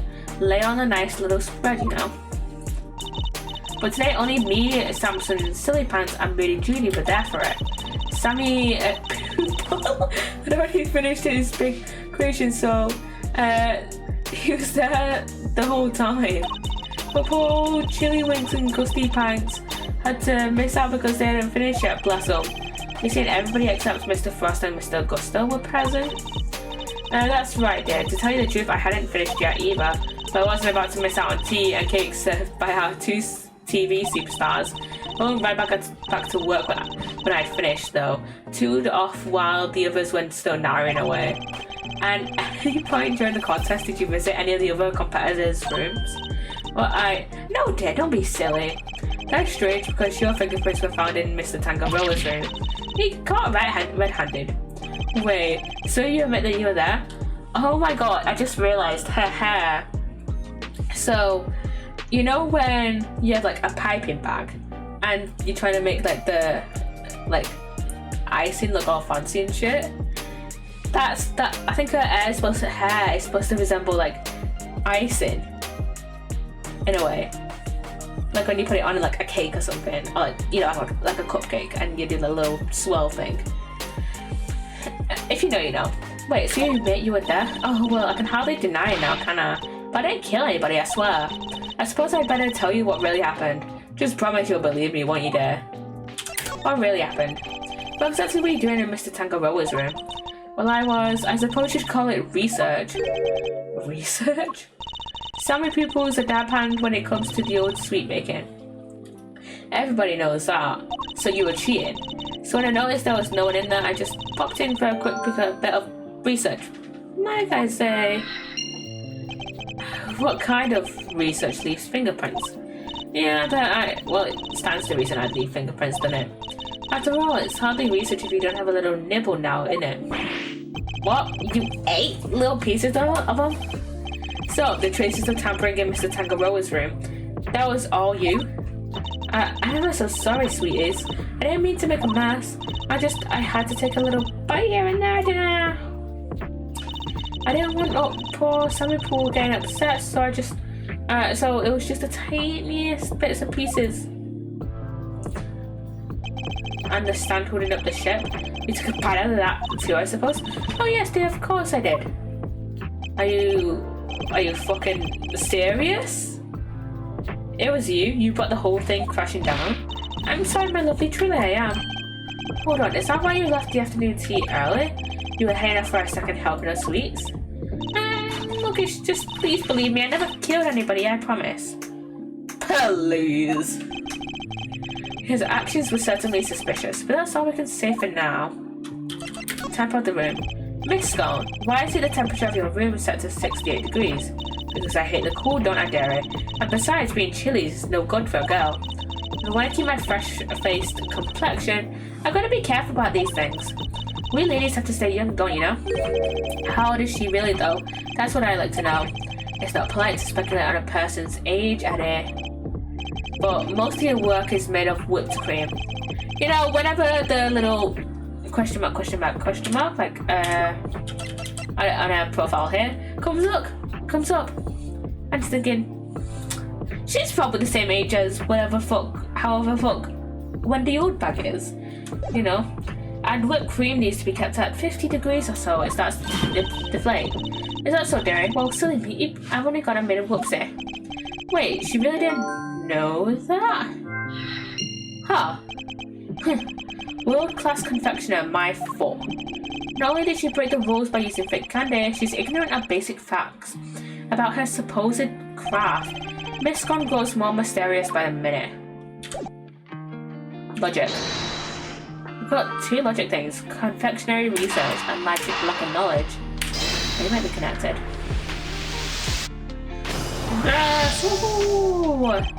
Miss Scone appears to lack basic knowledge about how her confectionery is created, and she says that she snuck into another entrance room for research purposes.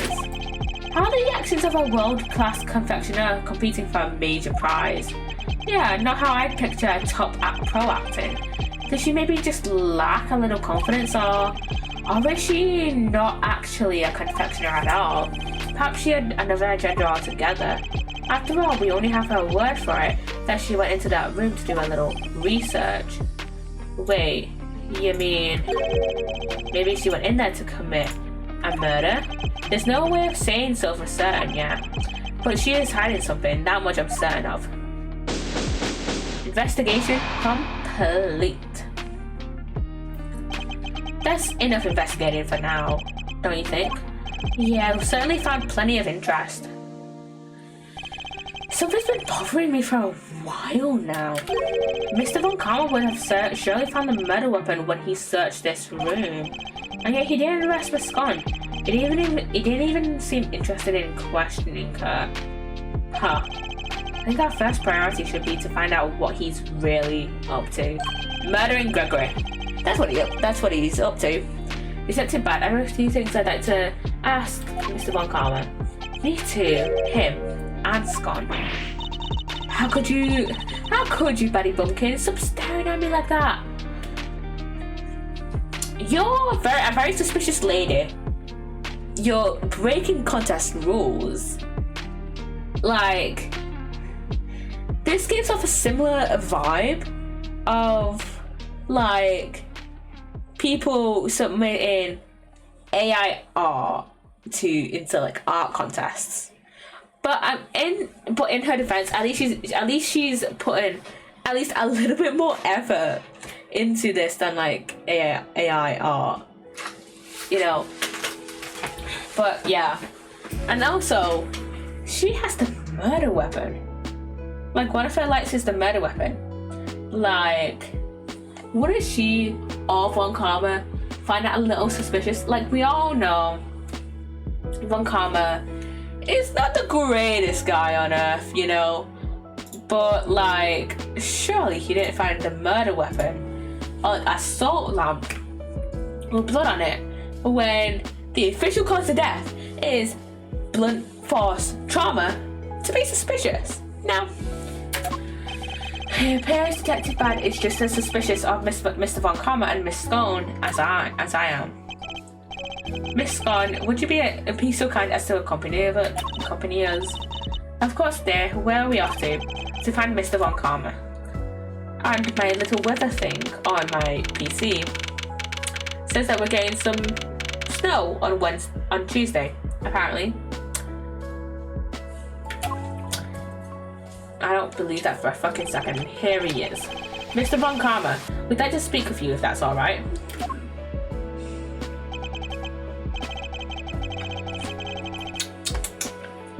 Judging by your faces, I'm guessing you found the murder weapon. We did. It was in Miss Scone's room. Which means that Mr. Tangaroa should no longer be the only person of interest. Huh. Nonsense. It doesn't matter where the weapon was found. Tangaroa is guilty. Bullshit. And as long as this is my case, guilty he shall remain. How can he be so sure of Mr. Tangaroa's guilt? You have an explanation, I assume, for why the murder weapon was in Miss Scone's room? Of course I do. And I'd be delighted to share it with you. Tangaroa killed Frost with one of Scone's salt lamps in order to frame her for murder. To complete the deception, he took it back to her room once the deed was done. After all, if it had been found near the victim's body, Tangaroa would have been doubly suspicious. A body may have been hard to move by a murder weapon, considerably less so. And that's why there was no piece of evidence on the scene that pointed to a particular suspect. So is your assertion that Mr. Tangaroa took the salt lamp back to Miss Scone's room? It is indeed, but it is more than an assertion. It is a fact based on my own investigation. You mean you have proof that he did so? I don't need any such thing. If you have a rebuttal, I'll be happy to hear it. This is the same guy that taught Miles that evidence is everything in court. What is he on? Is he high or something? But I highly doubt you'll be able to fault my logic. How does he have, by the time of Turnabout Goodbyes, a 40-year win streak? How the fuck? I'm sorry. Even Phoenix Wright himself doesn't have the luxury of that, seeing as though his client was found guilty in Farewell My Turnabout, right? Like, and his client was also found guilty, not guilty, but like, he lost the case in Turnabout Revolution because he lost the first trial, the one with Paul Atterson, not the one with prosecutor Garan. Okay. Okay, what shall we do? What? We know that he's like just like dead wrong. But let's see.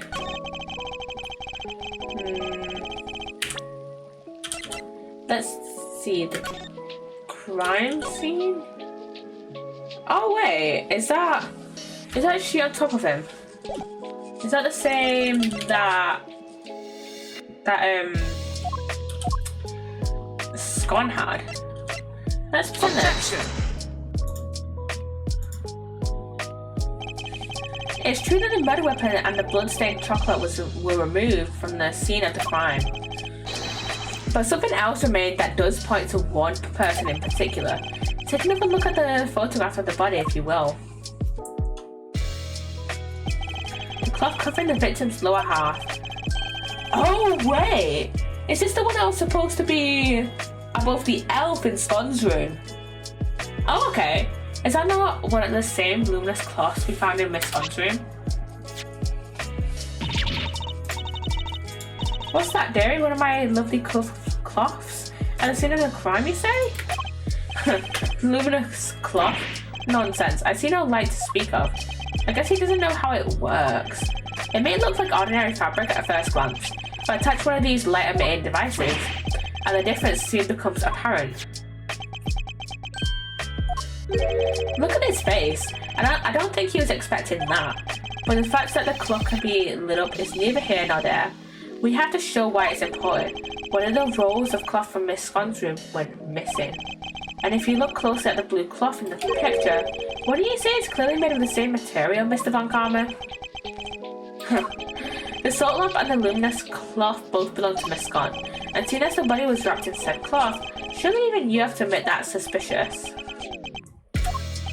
Mr. Von Karma, I think it's time to accept that a number of factors point to Miss Scon as a person of interest.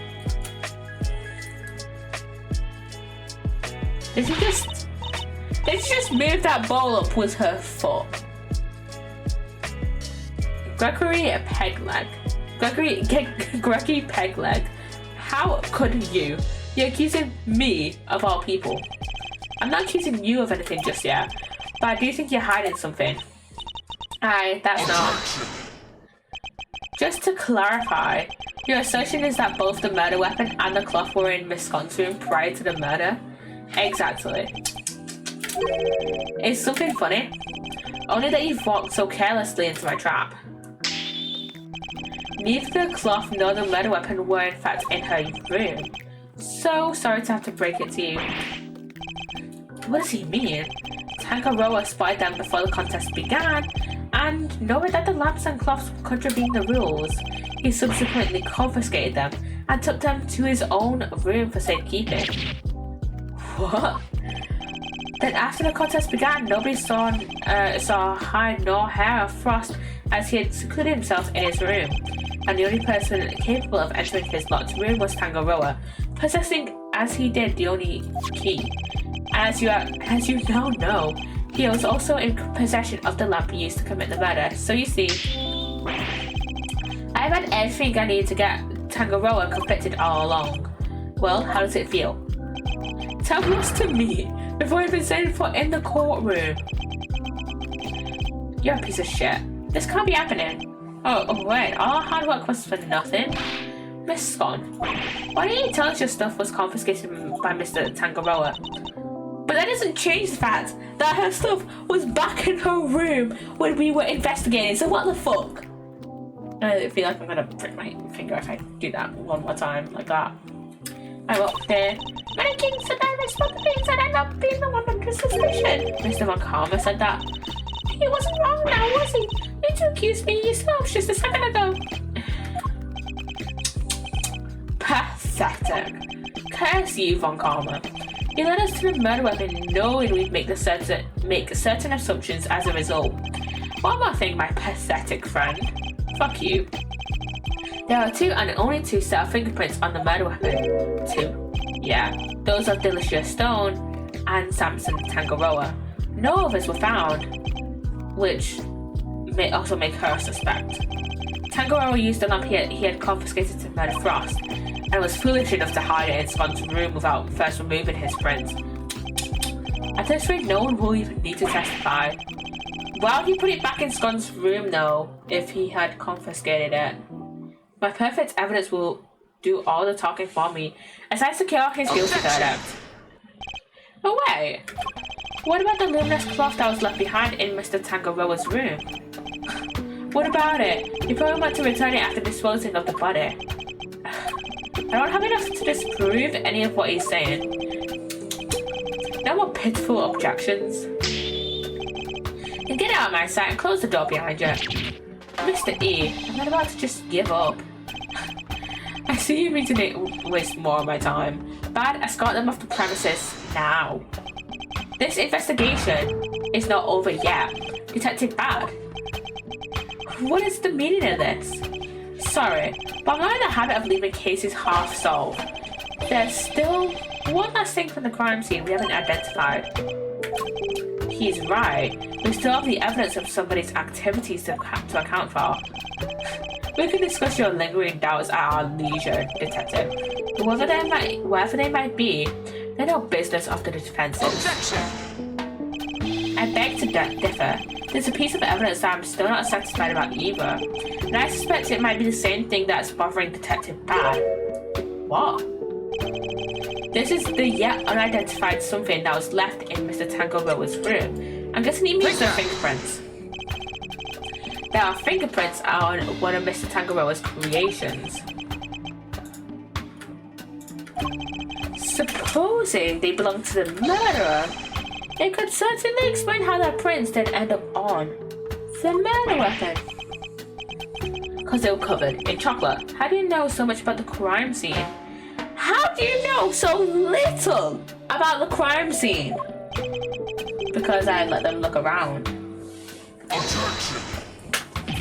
You let the defense examine the scene, but are you out of your mind? No. I don't remember you telling me not to. Insolent worm. You do well to remember this then, Detective. And the result of your next salary review is up to me. Detective Bad's in trouble now too. I'm so glad you're my boss, Mr. Edgeworth. As long as you remember that the results of your salary review is up to your performance on this case. No wonder Miles is the way he is. That's his dad and his mentor. A mere attorney uncovering such a fact based on a cursory investigation. I'm almost impressed. But it's entirely possible that those finger marks belong to Tangaroa. After all, he wore gloves while preparing his creations. Would he be so careless as to ruin them? Or can you prove conclusively that the fingerprints are his? Furthermore, there is still something about Miss Scott that doesn't add up. Is there? Or are you simply not prepared to admit defeat? Oh, stop it, Gregory. Stop it. Why are you being so mean to your old, poor old pal Delicia? Not to nibble poor and sorry pupil sweeties. What do you want? I don't want to have to make you a suspect. That much is certain. But you lied to us, and you're still not telling us everything. Gregory, stop it. Stop bullying me. We're not bullying you. You're a suspect now. You did a lot of suspicious shit, and now you're gonna have to take accountability for it. Like, I'm sorry, but you don't even know the temperature of whipped cream should be kept at. What kind of professional confectioner doesn't know something as fundamental as that? I'm sorry, I'm some silly muddle-headed girl. What more do you want me to say? You're a professional confectioner. I don't think you're muddle-headed at all. I think that you were never a confectioner in the first place. Enough! I'll thank you to keep your baseless accusations to yourself. I mean, it wasn't entirely baseless. Evidence is everything in a courtroom, in case you've forgotten. And yet you were talking shit about evidence just like 10 minutes ago! If you're going to accuse a witness of perjury, then I demand that you present something to back it up. But this isn't a courtroom, is it? Nevertheless. What proof do I have that Miss Scott doesn't know the first thing about making desserts? Why the fuck is there we go, fake confections. Every single one of Miss Scott's creations break the rules of the contest. The offending items, the cloths and the lamps, were duly confiscated as we have established. And the winners did not go and bring them back to her room herself. But those weren't the only rule-breaking items in her room. What? The entire fantastical world Miss Scott created, every last bit of it. It's all just a collection of plastic models slathered in a whipped cream. That cream is the only authentic confectionery in the room. No real-world title contender would ever stoop so low. Is this true? Bad? Yep. Saw it with my own eyes. Stepped in it with my own shoes. Did we finally convince him? With her lies exposed like this, surely he can't continue to deny the facts. Miss Scott, your actions place you firmly on our list of suspects. No, dear, I'm no killer. Then why don't you finally start telling us the truth? Who are you really? And why were you tampering with your rival's work? Alright. The truth is, I'm not the adorable little cook you see before you. I'm actually a pharmacist, if you can believe it. A pharmacist? Can't blame him for being so surprised. This couldn't be further from what we'd imagined. So what's somebody in your line of work doing entering a contest like this one? Well, I just love eating sweeties, if you must know. And some people's sweets are the best, or so they say. I just had to enter. And it means I end up making it all the way to the final. Even Mr. Von Karma is lost for words. That's it. That's the only reason you're here. Yeah, Gary, and it was worth it. Samson's silly pants is sweeties. Sweeties are the tastiest treats I ever get you. And the finger marks.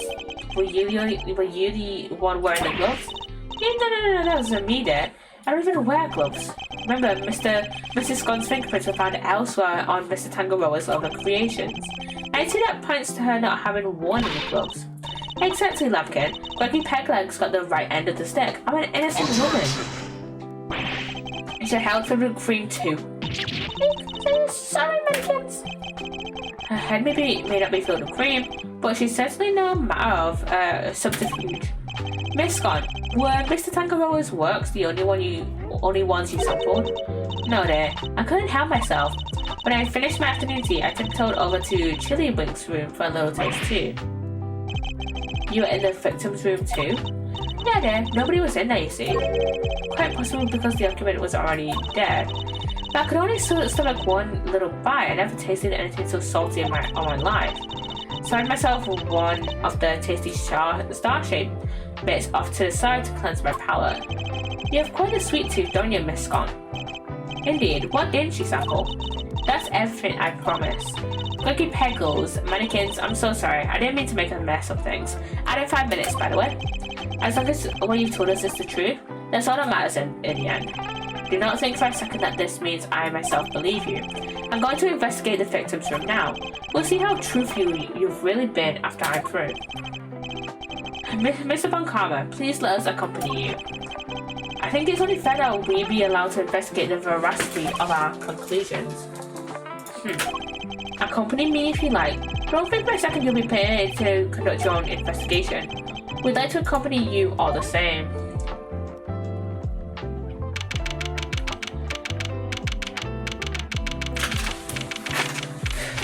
Okay.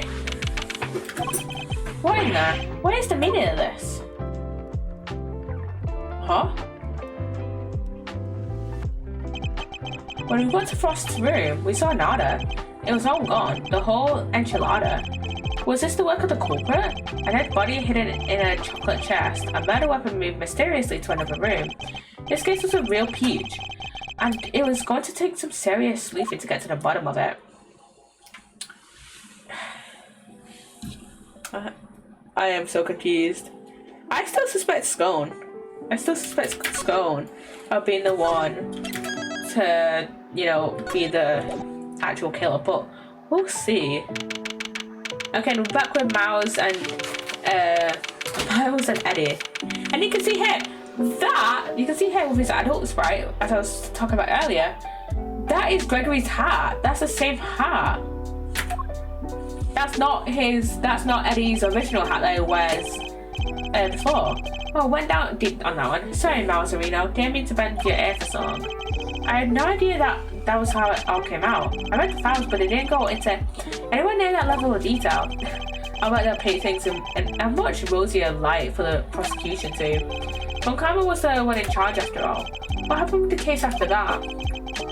Well, what with the ice sculptures vanishing from the victim's room, things in a bit of a rough patch. So rough, in fact, that it took a full year before they could even reach a verdict in the trial. A year?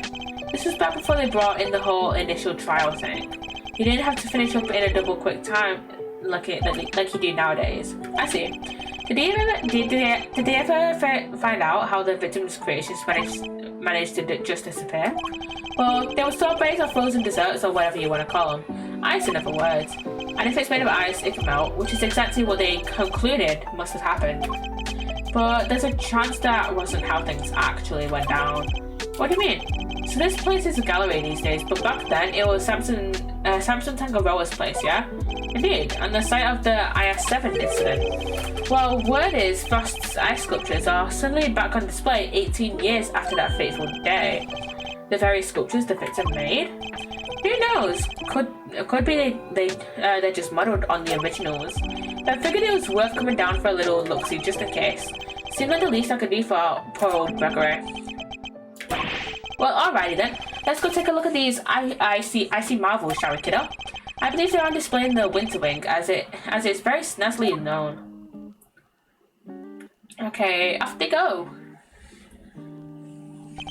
So, Winter Wing.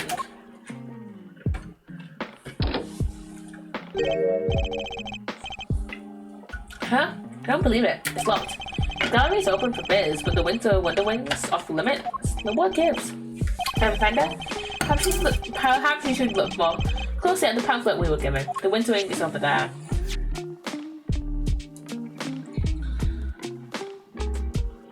Come on, Daddy. It is freaky. Could have sworn it was this one.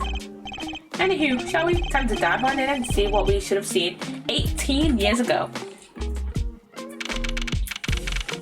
That's Desiree. That's Desiree and Ron Delight. Oh my god, what a surprise. Oh my god. I see they're still keeping it chilly as heck in these rooms. I'm about to return it to a popsicle.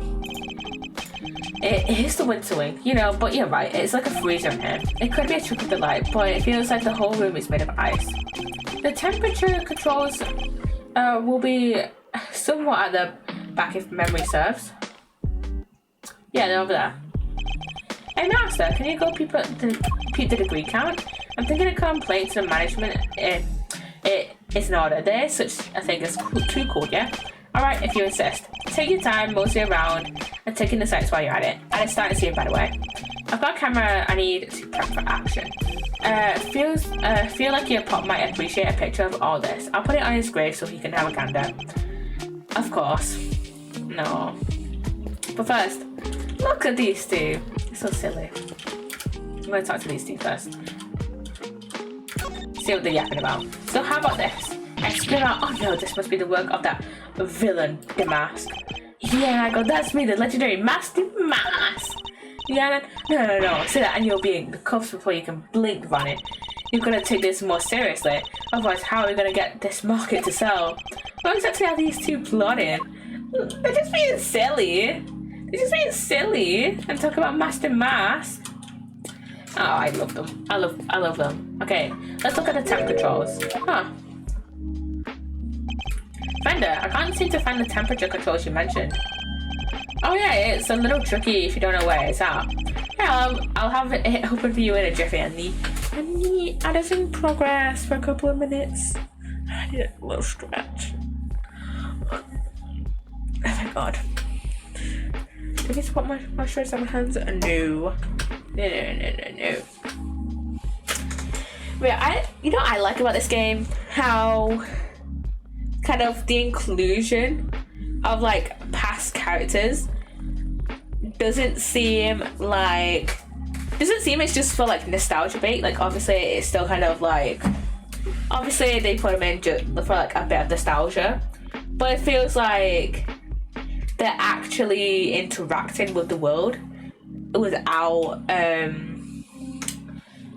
with the world, and not like, you know, just there for nostalgia 100%. Like, for example, with Ron and Desi, like, it would make sense that they would go to a museum, like, because Master Mask is known for like stealing shit out of museums, so it makes sense that they would go to a museum and like plot another Master Mask like thing or something surround and just talk about Master Mask.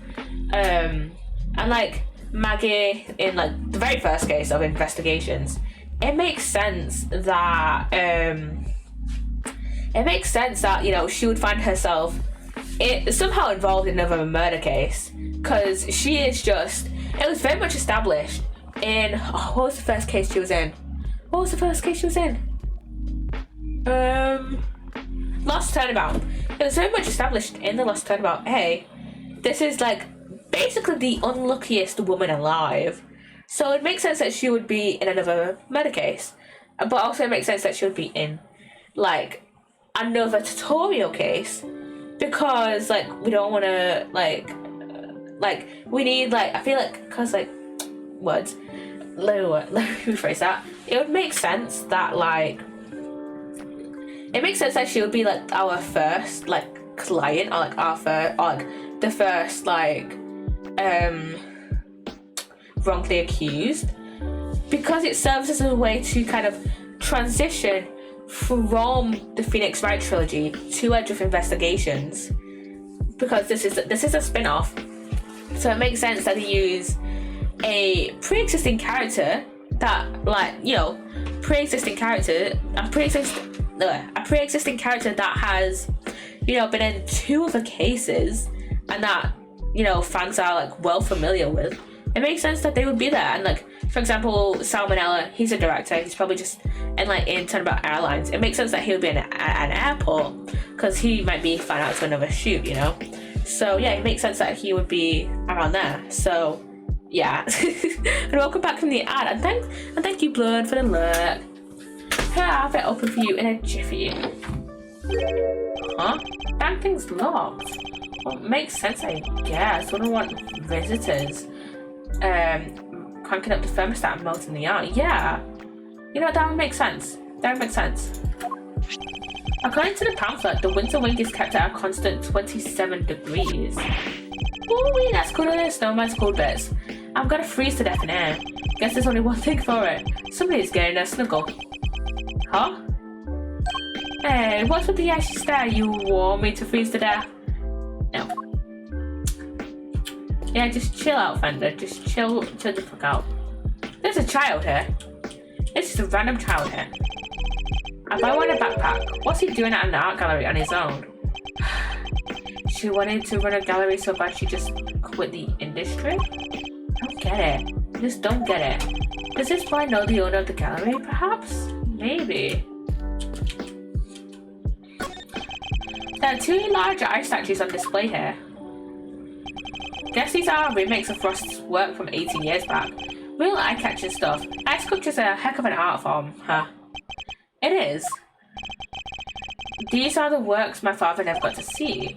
To think that I get to see them instead. So many years later. Sorry to butt in while you're deep in a thing called Master. Would you mind looking this way for a sec? This way? Beautiful, yeah, just like that. Fender, really? Say cheese! No. Please don't do that again. I don't like having my picture taken. My bad, big guy, my bad. Had to check if this old thing was still working is all. Now that you mention it, the camera does look rather ancient. Yep, vintage model. You ever heard of an instant camera? It develops the picture right after you take the shot. Still twist my dog in trying to think how it works. I know what an instant camera is, although I've never used one. Should have known Mr. Know-It-All would know it all. You really are your father's son. Alright, step aside. I need to get some good shots of the room here. He's just...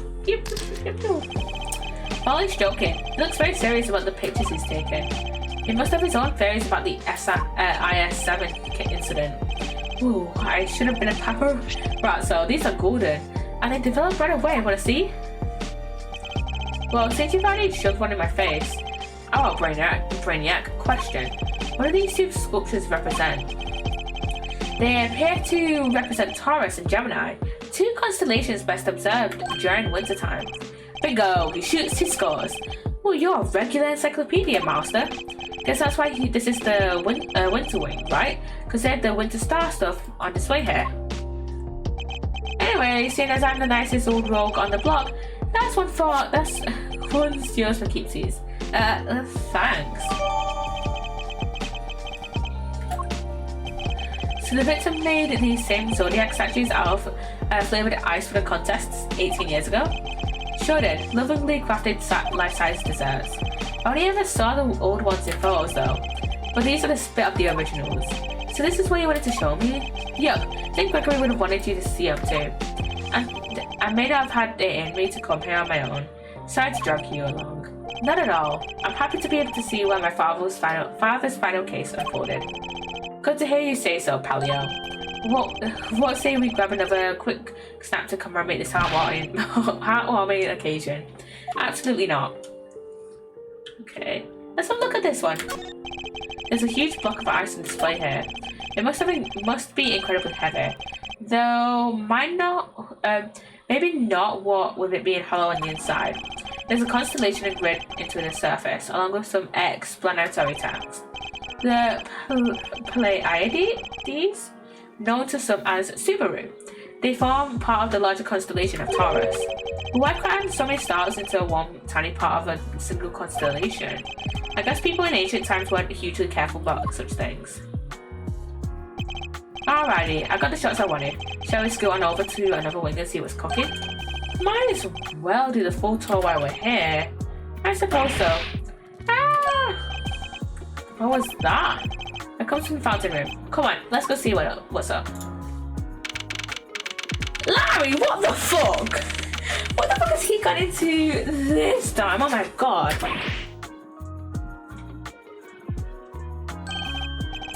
There's something on the ground, and is that... Of course it's Larry. Oh wait. That's... Whoa, I've forgotten his name again. That's the chef from the contest. That's the other chef from the contest. Granted, he has white, grey hair now, but that's definitely the other chef from the contest. Larry, what are you doing here? Actually, never mind that. What on earth is going on? Edgy, you should have seen it. It was awful. Just come down and tell me why there is an unconscious man on the floor. I didn't do anything. He just fell down in front of me. Wait, I know this guy. Is everything alright? Don't you know it's rude to make a racket in an art gallery, you naughty boys? Wait, this smell. He's still breathing, but I know these symptoms. It's not safe, Miles. We need to get everybody out of here. Everyone with me. There isn't a moment to lose. There's poison gas coming out of that room. Holy shit! Okay, we're back in the fountain room. But is everything okay?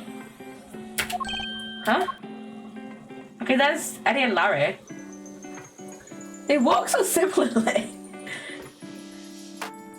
How's the victim doing, Fender? Not good. He inhaled a lot of gas. He's still out and it sounds like it's pretty serious. But the paramedics said there were no signs of external injury and that he was conscious before it happened. Anyway, he's alive, just barely. He's lucky that we found him when he did.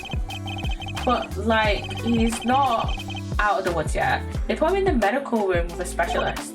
I see. I couldn't help noticing that it seemed like you knew him, Fender. Sure, dude, that was Carmel Gusto. He was here back when the IS-7 thing went down. The perfectioner. So he was here 18 years ago, too. Any Hoosies, this guy here seems like he's in rude health. Old Palvio smiles around now? Yeah, something like that. I'm glad you're okay, Larry. Something like that? Are you serious, Edgy? You know me since elementary school. Crush a guy's feelings, why don't you? Anyway, you know you're supposed to call me Larry's donor when I'm dressed like this. So no more Larry, okay? Got that? This is Larry Buzz. He's a bit of a troublemaker, but he's one of my only friends from back when we were little kids. Ever since he developed a passion for art, he's been trying to make it big as Laurice Donan. But new name and not, he's still the same old Larry. Well, grade school buddies, I need to go tell Gregory about this. He'll be over the moon to hear you have a pal. He was already worried. He was always worried you'd never click on anybody. Hey, that Edgy, you're lucky to have a friend like me. I never knew I was the cause of such worries for my father. Never mind that now, Larry. What are you doing here?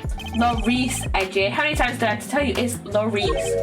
What are you doing here? It was the demon eyes. Alright, I'll talk. Just stop looking at me like that. Good. Now talk. You want to know why I'm here? What the heck do you think? For my art, of course. Alright, I'm going on a date here with Lily soon, so I'd better scope the place out. So, not actually for your art at all. Laurice, my man, and I'm a romantic. You'll have to introduce me to this lady friend of yours. Oh, sure, it's nice to have somebody to take an interest for once.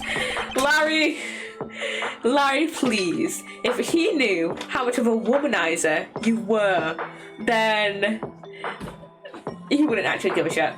Spare me. Oh, by the way, Laurencio, did you notice anything when you found the victim? Nothing in particular. Did you say you'd seen something awful? Oh, that. The other guy, he just appeared and then splat. It was on the floor. It scared the life out of me. But for once, I had nothing to do with any of it. I'm not so proud. That's the least we should be able to hope for. Jesus Christ, Larry. And there she is, there's Judy. Honoured guests, I can only apologise for the trouble you've experienced. I'm Judy Brown, the gallery manager. Another person from the IS-7 incident. Good to see you, Judes.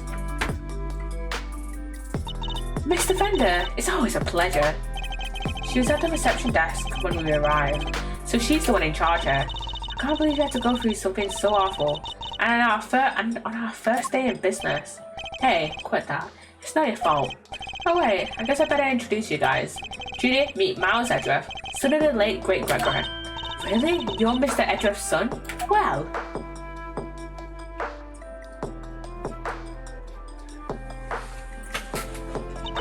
Isn't this fabulous?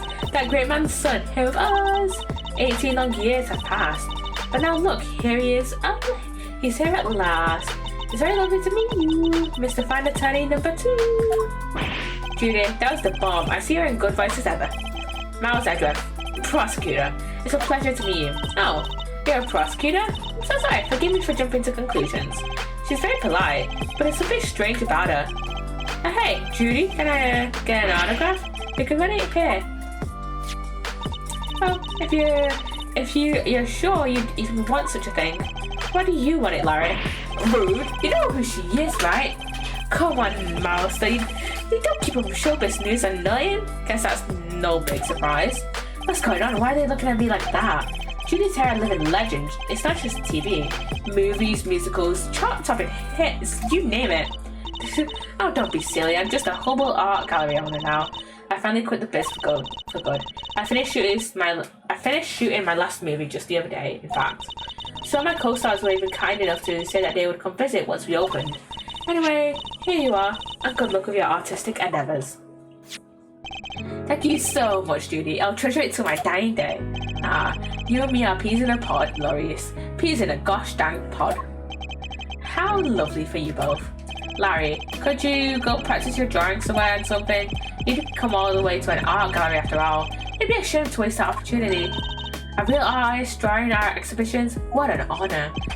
Guess even you can have a bright idea once in a while, Edgy. Alright, Judy, see you as you were so nice about it, I guess I will. Be right back! He's a real live wire, that one. That's one way of putting it. I can only apologise. By the way, there was another woman with you before. Where is she now? You mean Delicia Stone? She's in the medical room helping to care for Mr. Gusto. I call it the medical room, but it's nothing quite so grand, of course. I couldn't stay with them as I'm the only one on staff, and I can't leave the gallery unattended for long. Delicia Stone? We've heard that name before, haven't we, Fender? Sure have. Sounds like our IS-7 bingo card is complete. Something tells me this isn't a coincidence. Yeah. Perhaps I could offer you gentlemen a cup of tea? I drop the old Judy Bound special blend. Why not? For old time's sake.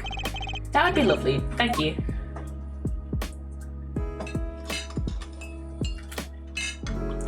I'm loving this case already. This is a masterpiece of a case.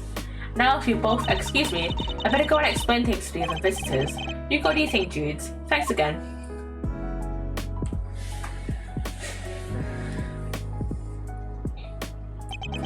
This aroma, Ceylon, I believe. Let's give it a try. This is a fine blend. A top quality Ceylon indeed. It's citrus aroma. It's said to improve one's ability to concentrate, right? Your old man said those exact words 18 years ago. Really takes me back. There's just one difference. Jude's cooled the saucers back then. Not today though, it seems. And anyway, don't you think this is all a little bit odd? Every single person from an 18-year-old case all assembled in the same place at the same time? Yeah, it almost feels as if an investigation is in order. Yeah. Master Edgeworth, sir, you're right. It's Gumshoe and Kay. Mr. Edgeworth, Mr. Fender. We heard you got caught with a poison gas attack, so we came as fast as we could. Look how silly these two are. Oh, if it isn't the cavalry, come on, team, bring it in. No way. Besides, you're both doing just fine. Gummy and I got ourselves all worked up over nothing. Detective Gumshoe, what are you thinking bringing Kay with you? Sorry, sir. I know it was dangerous, what with the poison gas and all, but she wouldn't take no for an answer. I ran, but I just couldn't shake her off. When it comes to running away, the great thief right here is the world champ. Then run away, don't chase the poor detective. Yeah, exactly. I was like, so just say the word and I'll head in there and start investigating. You guys stay here. That gas could still be dangerous. Alright, we're counting on you, detective. Good looking there, Dickie boy. No way, Gummy almost looked like a real detective. I'm so proud of him. But he is a real detective? Yeah, that's his literal job role. Getting a call. This is Edgeworth speaking. Mr. Edgeworth, looks like the gas has mostly dissipated, sir.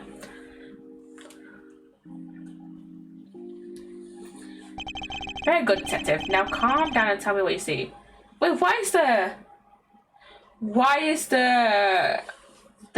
top of this case broken? And are those the same sheets from Scott's room? And the same rock lamp from Scott's room? Obviously this isn't the one with the blood on it, but still. Why are those here? Yeah, so first up the exhibits. There's a statue of two people on the left side, and on the right some kind of two-horned animal. Wait, a statue of two people and a two-horned animal? That sounds familiar. In fact, it sounds identical to the display in the winter wing. Other than that, the place is looking pretty damp. The sprinkler sprayed the place pretty good. Must be when what stopped the gas spreading. The sprinklers? Are there any signs of a fire? No, sir, and the fire alarms hasn't been triggered either. Sprinklers look like the type that detects heat and smoke. When they detect something, they send an alarm, either fire or smoke, to the security room. Guess they read the gas as smoke and triggered the smoke alarm that way. And was anyone in the security room when the alarm went off? This place only has one employee, and that's Judy Bound, the manager. And she was at the reception desk across from the security room the whole time since the gallery opened. So she heard the alarm from across the way and turned on the sprinklers. Yep, seems they can only be switched on manually, and only from there. Wouldn't want the aren't getting soaked for no good reason, I guess. And if it's manual, you could maybe even check how bad the fire was and try to get some stuff out first. So the security setup is geared around protecting the exhibits. That makes sense in an art gallery, I guess. And one more thing, it's freezing in here. This isn't the autumn wing, it's the deep midwinter wing. So the autumn wing is cold too? I checked the temperature. It's 26.5 degrees in here, sir. Why is the autumn wing being kept at the same temperature as the winter wing? It was 26.5 degrees in Celsius, because this uses Fahrenheit. 26.5 Fahrenheit to Celsius. -3 degrees. Why is it being kept at -3? That's fucking freezing. That's about all I've got for now. I mean, it's decently, it's not too often that, even over here in England, like, it's like not too common that like you'll like have temperatures that are like below like 10. Like maybe in winter you'll get like lowest like 5 degrees, but that's like it. I'll let you know if I find anything else there. Understood. Thank you, Detective Gumshoe. Oh wait, there's a lot of water on the floor, wasn't there? It's weird. Would some of the exhibits melted? Because I assume under the tarps, or the sheets, those were also ice exhibits. What did Gummy have to say? He said that the outer wing is actually quite wintry. Huh? I don't get it. I'm wondering what it could mean myself, but it's a bit hard to tell from out here. We should try to get in there as soon as the police are done with their investigation. Amen to that. We need to see what the deal is for ourselves. Is there anybody else who might know something in the meantime? Oh yeah, there is one guy. Miles' best bud. His what? Ugh, if we have to. I guess we have to. Larry. Wait, that's... Hey, didn't expect to see you here. You're looking as fresh-faced as ever. Yeah, long time no see ya. Larry, right? So here's the deal, okay? I'm Maurice now. You see, I'm also a bit of an artist. So it's your alias? I like it. Good to see you, Maurice. I always knew you were a nice, thoughtful kid. Or like, some people. Bit harsh. I have some questions for you, Larry. What the? How am I suspect? Just because I found a guy, that doesn't mean I did the crime. I never said you did. I just need you to tell us what you saw. You said you saw something awful. How exactly? Look, I didn't see anything and I didn't do anything, okay? Chill, I don't think I did anyway. Whoa, Chief, you didn't sound too sure of yourself at the end there. There's something you should know about him, Fender. When something smells, it's usually the butts. We've been saying that about Larry for 26 years now. Jesus Christ, they've known Larry for that long? His ability to attract trouble is legendary, for want of a better word. So we've known each other all our lives. His ability to cause trouble too. I suppose I'd better find out what he did this time.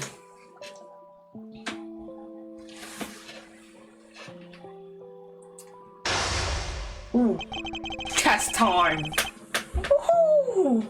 I always to uncover anything that Larry might be hiding.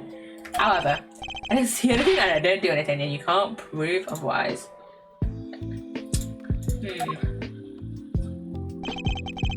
It's almost impossible for him to keep his cool. I'll need to bide my time when he gets agitated and wait for him to calm down. Let's start by asking him into detail about what he's doing here. He shouldn't prove to be too much of a challenge, so let's get this over with. Magic. Commence. Why are you here? Why exactly did you come to the gallery today? What kind of question is that? What? You think I don't belong in a gallery or something? By that time, he's kind of pissed off. Hey, if you're gonna ignore me, I'm gonna paint your portrait. And when I'm done, I'll scribble all over it. By that time. I'm joking, okay? I never scribble over one of my pieces. How can I? They're valuable artworks. I'll count it to you, perhaps. I imagine I might struggle to agree. Oh, laugh it up, funny guy. Luckily, some people actually believe in my work. By that time. She's called Lulu, okay? And she says my pictures are masterpieces. So if she likes something, I'll draw it for her. Anything at all. And where is this, Lulu? How come you're here alone? Well, I can't be apart from his girlfriend for 1 second. I have my own life too, you know. By that time. Fine, Lulu says she's a Gemini, okay? So I thought to do a sketch of the statue to show her my day, and I expect you're pretty proud of this sketch. But not so much this time, actually. But you know, it being her sign and all, I just thought maybe she might kind of like it. So here for the Gemini statue. How very like you to try to tell me nothing and give me so much away in the process. So to summarize, you came here today to draw a sketch of the Gemini statue for your girlfriend Lulu? Alright, how did you figure all that out? From your incessant prattling, you just can't help yourself, can you? Fine, then I won't say another word. Larry may want to keep his mouth shut now, but I'll have my answers in one way or another. Let's ask him what he did after he arrived here at the gallery. Ooh, wow, time went up. We'll soon see where he's hiding. It's just a matter of time. Okay, what did you do when you got here? Alright, tell me what you did once you arrived here. What's the big idea? Why are you staring at me like that? I don't remember. I didn't have a pamphlet, so I didn't know what was there. I just kind of hung around by the fountain. You didn't get a pamphlet? You didn't receive a pamphlet when you paid your entrance fee at the reception desk? Huh? You mean entry isn't, it's not free to get in here? Larry! You didn't pay? This man is a dipshit. He's an idiot. You mean to tell me that you paid without without paying? I'm sorry, okay? I wasn't deliberate. There wasn't anybody at the reception desk is all. So I thought entry must be free. Miss Band wasn't at reception. You saying Miss Band wasn't at the reception desk at the time?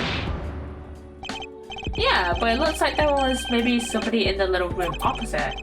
Interesting. According to Detective Gumshoe, Miss Brown had to enter the security room to activate the sprinkler system. I expect she wasn't at the reception desk because she was busy responding to the incident. And after she finally got the place open for business too, poor Judy. The Winter Wing, the gallery's greatest attraction, and it's going to be ruined now. You know a lot about the Winter Wing. You see, you don't have a pamphlet, and yet you seem to know all about the Winter Wing. For example, that the Gemini statue you came here to draw just happens to be inside room. Therefore, it was your intention to visit the Winter Wing all along, wasn't it? How did you get at me again? Fine, you're right. I came here for the Gemini statue. And yeah, I came here to visit the Winter Wing. I won't deny it. Larry's not one to confess so easily. Then again, he's always managed to surprise me in unusual ways. Let's see what more he can tell us about the Winter Wing. Our time has gone up again. I expect even Larry has found his feet a little by now. I'll have to watch his reactions more carefully and see what information I can glean from him. Did you enter the Winter Wing? Larry, be honest. Did you enter the Winter Wing? What is that? Is that suspicion I see in your eyes? I tried to get in there, sure, but... You mean you didn't go in? You tried to get in, but you couldn't? Yeah, exactly. I wanted to get in there, but... That old guy came out and fell to the ground, and like I said, it was all pretty shocking. The victim prevented you from entering? So you were unable to enter the Winter Wing because the victim emerged and collapsed in front of you. Yeah, he came out of the Winter Wing door and then down he went. But wasn't it the Autumn Wing that the victim came out of? If that stupid poison gas thing had never happened, I'd be in there happily sketching away right now. Larry seems to have the Autumn and Winter Wings mixed up. But I'm thinking the Winter Wing and the Autumn Wing had the same sculptures in them. Regardless, it seems his aim really was to make a sketch of one of the statues. This could be a useful clue. What did you see in the Winter Wing? What did you see in the Winter Wing, Larry? You don't let up, do you? I told you I didn't see anything. Galleries are nice and all, but I've kind of changed my mind once I got here. I thought, so I'd go meet my girlfriend instead. I think it's time to deploy my clue. So what became of your sketch? Didn't you say you came here to make a sketch of one of the statues for your girlfriend?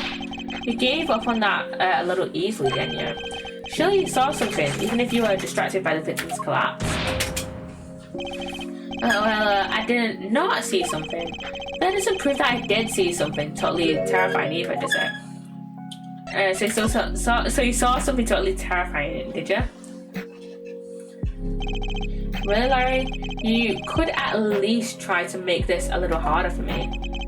I put it to you, Larry Potts, that you did in fact see something totally terrifying.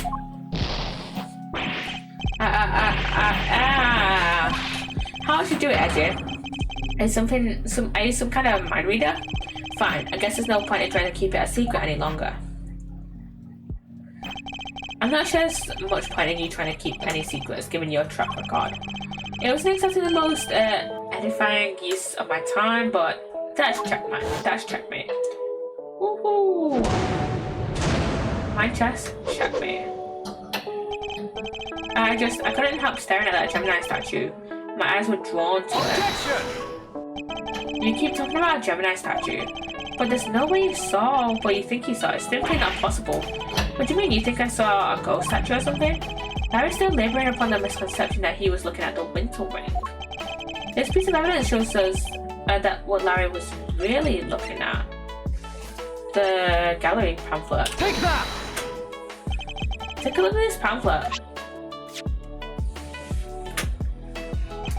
The Autumn Wing features sculptures depicting Capricorn, Aquarius, Pisces, and Aries. Not only that, but I've seen a statue depicting Gemini in the Winter Wing for myself. Which means that whatever you saw, it can't have been a statue of Gemini. Guess that makes sense, huh? Why is he not more surprised by that? It did seem pretty weird now that I think about it. One of the two people did say it looked like a goddess. So the other stuff, I guess that wasn't my imagination either. Other stuff? You're interested in it too, are you, Edgy? Great, let me show you. Show me what exactly. I drew a picture of it all, put the whole scene down exactly as I saw it, but I'm still not that confident in my work, so, well, I want to see. Really? Alright, here. What on earth? It's grotesque. Wait, isn't that... That looks like Taurus. Are you trying to tell me that the statue was crying tears of blood? I have to say, Loris, it's pretty scary. Right, because it was scary. It was supposed to be a statue of Gemini, but it up and turned into a goddess right before my eyes. Yeah, isn't that the Taurus one?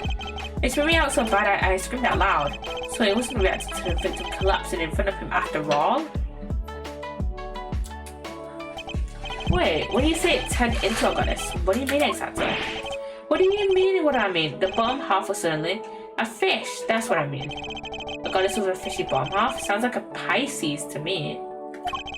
I heard it's all based on the legend of the goddess and her son turning into fish to escape some body. Wow, really? I thought Pisces was just two plain old fish. Edgy, do you think the statue's cursed? I mean, tears of blood turned into a fish. That's some pretty cursed stuff like that. Don't be a fool. I imagine you simply mistook one statue for the other. Wait, for a fish? Let me see.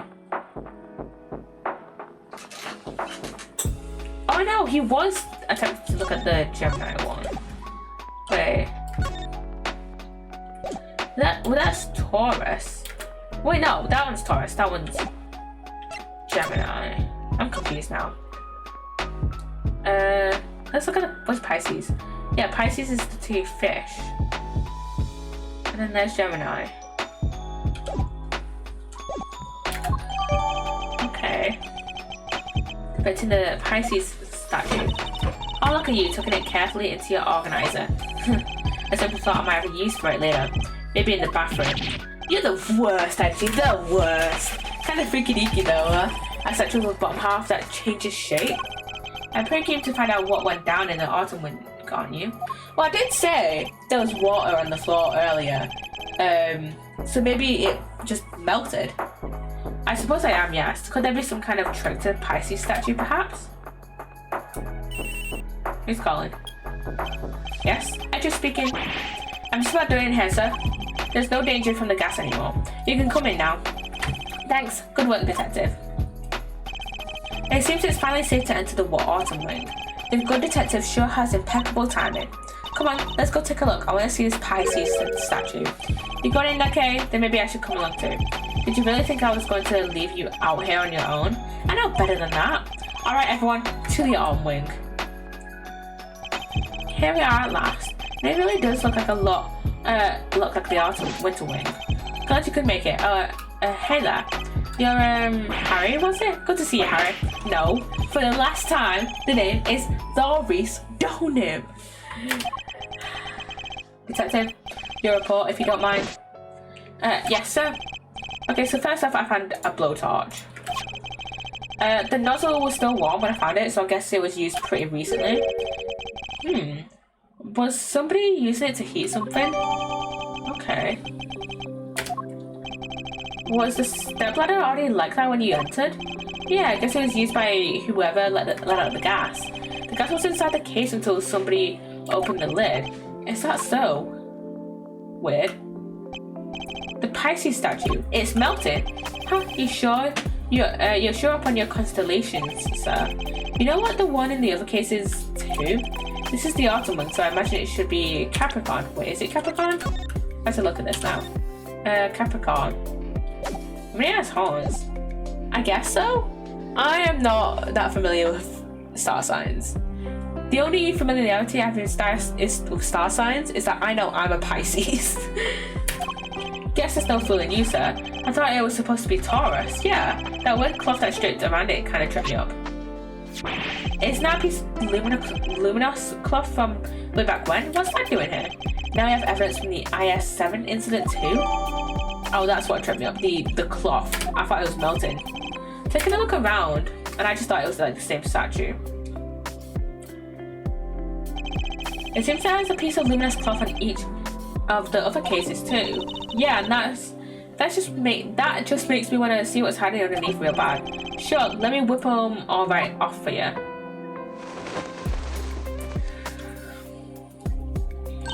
Wow, they're beautiful. Okay, those are the other two. What are those other two? Let me look at evidence. Let me see. Aquarius and Aries? That was Aquarius and that was Aries. So the transformation Larry witnessed, could it have been the moment when the cloth around the Pisces statue lowered half fell away? See, I wasn't imagining things, I wasn't mistaken. Listen, Master, I think we can all agree this room is fishier than a bucket of fish. My hunch is that somebody deliberately tried to make this room look just like the Winter Wing. Yeah, I was just thinking exactly the same. They even covered the statues up in such a way as to make them look similar. With a cloth over the bottom half, the Pisces and Gemini statues look almost the same. Yeah, I got confused as well. The elf for Capricorn cover his bottom half up and he looks pretty much like Taurus. The other two can't be fixed as easily, so covering the cases up pretty much was completely the only answer. So somebody went to some late lengths to disguise the Autumn Wing as the Winter Wing. I'd say we need to take a closer look at things in here, wouldn't you, Fender? Who the fuck is there? Oh, Verity and Eustace. Mr. Winner and Judge Cavell. What the heck are you guys doing here? You're the last thing I need. This is my senior here. Mr. Edgeworth, it seems I have failed in my duty yet again. I pray one day to make you see that your presence is not required at every crime scene. And that co-opting the good detective for your own ends is neither right nor good. I'll have to give serious consideration as to how the goddess of justice would have me judge you. You got it all wrong. It was me who asked Mr. Edgeworth to help, not the other way around. It was? Well then you know what that means, Detective Flatfoot. You mean exactly. Your salary check is taking a hit. What hit? His paycheck is basically like his paycheck is basically like what, fucking illegal now? Like there's no way at this point in the series that Gumshoe is getting paid minimum wage. Like, come on, the amount of salary hits this man has taken, oh my god. Like, come on, can you just not, please? Thank you. Bet you're looking forward to payday now. Always wanted to say that. Man, getting a wage cut from you of all people. Not so fast, Mr. Winner. I was simply assisting with the police's investigation as a witness and a bystander. Detective Gumshoe is entirely in the right. Oh, he is, huh? So you're saying I should give him a bonus instead? Yes! Yes! Actually, that's not what I'm saying at all. That's what I'm saying though. He should get a bonus. Cause there's no way he is getting paid minimum wage with all the salary cuts that Edgeworth, Francisca, and now Eustace are giving him. No way. Hey, I wouldn't mind a little salary bump. Yeah, exactly. He needs it. Your compassion and generosity are truly heartwarming, Eustace. But we must take into account past transgressions when making judgments that concern the future. I hereby judge Mr. Edgeworth and his associates unfit to tread the hallowed ground of this scene. Fuck you. Oh, what? But we only just got here. The goddess of justice has conferred her blessings on Eustace and Eustace alone. What? The 17-year-old who barely knows how to do his fucking job? I'm sorry. The 17-year-old who barely knows how to do his fucking job versus the 26-year-old who's been doing this job for the past 6 years and knows how to do it? Who would you rather investigate a crime scene? Huh? Because I'd rather have the 26-year-old. By which you mean this is Mr. Winner's case?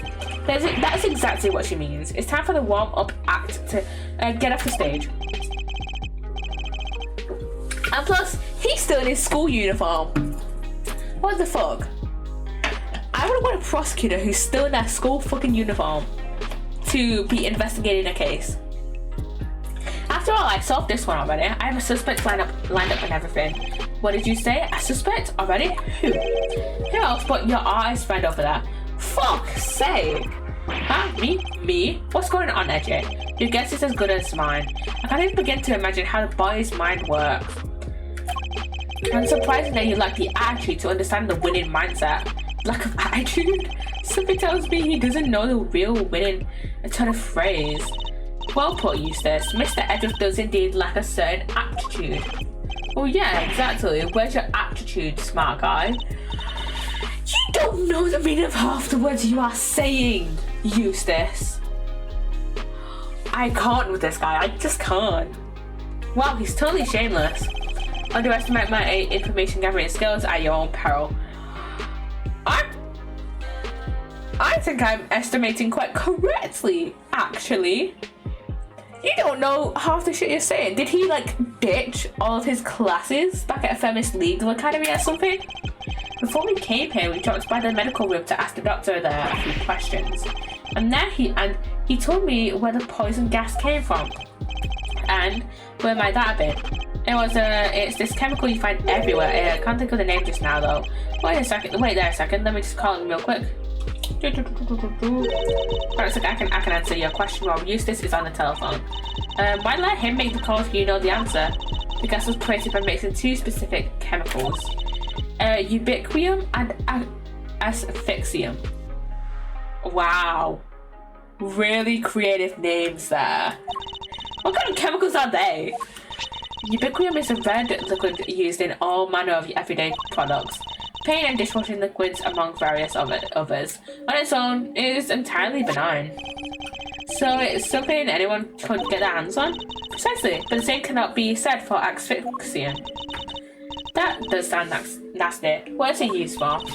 It's the main ingredient in a product called Psssttt Ultra. Wow, real creative. Wow. It is pure white in colour and is unavailable to the average consumer. In fact, it is nigh impossible for members of the public to obtain it here in this country. As such, we are currently investigating where it might have come from. Okay. Maybe... Oh wait! This leads my suspicion back right onto Scone. She's a pharmacist. She could probably easily get her hands on asphyxium, maybe. Wait, let me look at the history. What did she say? Main ingredient in a product called Psssttt. I feel like it makes sense in my head that Scone, a pharmacist, would have access to asphyxium. I'm back and I know the name of the chemical now. Don't waste your breath. Judge Cavell informed us already. Huh? Great. That'll make this quicker, I guess. So the source of the gas, ubiquium, is used in paint and stuff, right? And there was somebody here at the gallery today who brought paints with them. Your friend, the artist. You can't accuse me just because of that. Objection. So the paint's on the palette in your hand. Edgy, is this kid okay? He seems a little... Indeed, I haven't known him for long, but he's a little prone to jump into the wrong conclusions. Hey! Quit talking about me like I'm not even here. But it's true though. Ignore them, Eustace. They're simply intimidated by you. Nothing more. Cavell! You know that is bullshit. Just accuse Larry. Just because he has paints. How would he... Didn't you say that... What the fuck? I can't remember it now. What the fuck is it called? I can't remember. What did he say? Ubiquium, right? You said yourself, the words out of your own mouth said that Ubiquium is entirely benign. And how do you propose that Larry got asphyxium to make the gas in the first place? What the fuck? No, they're not intimidated by him. The only thing that they actually would be intimidated by would be Eustace's stupidity, actually. Why not give them yet another reason to fear you with one of your winning deductions? Winning? Yeah, good idea. Get a load of this, losers.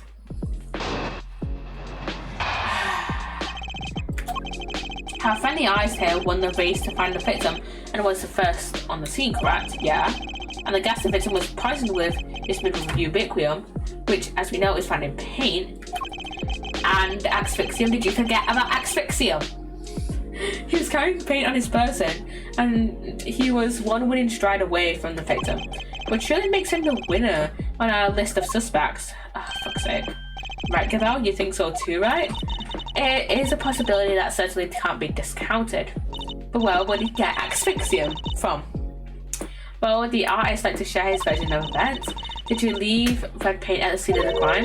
Or did something more sinister, the catalyst for a cloud of toxic gas, perhaps? I think I might have left my heart there, you know. And you might have picked it up. You have a girlfriend, Larry. You have a girlfriend. The flanderization of Larry Butts. Everybody, the flanderization. Whatever the fuck you pronounce it. I would be careful what you say to me. My gavel is already primed to deliver a guilty verdict. Ignore him, please, Your Honor. It's for the best. Objection! Quit stalling. You can't run away from the fact that my reasoning is flawless. It's really not, though. So admit defeat and crawl out there because, with your tails between your legs, because I win. Ha! I have better things to do than pick holes in your faulty logic. But I don't suppose I have much choice. No, we really don't.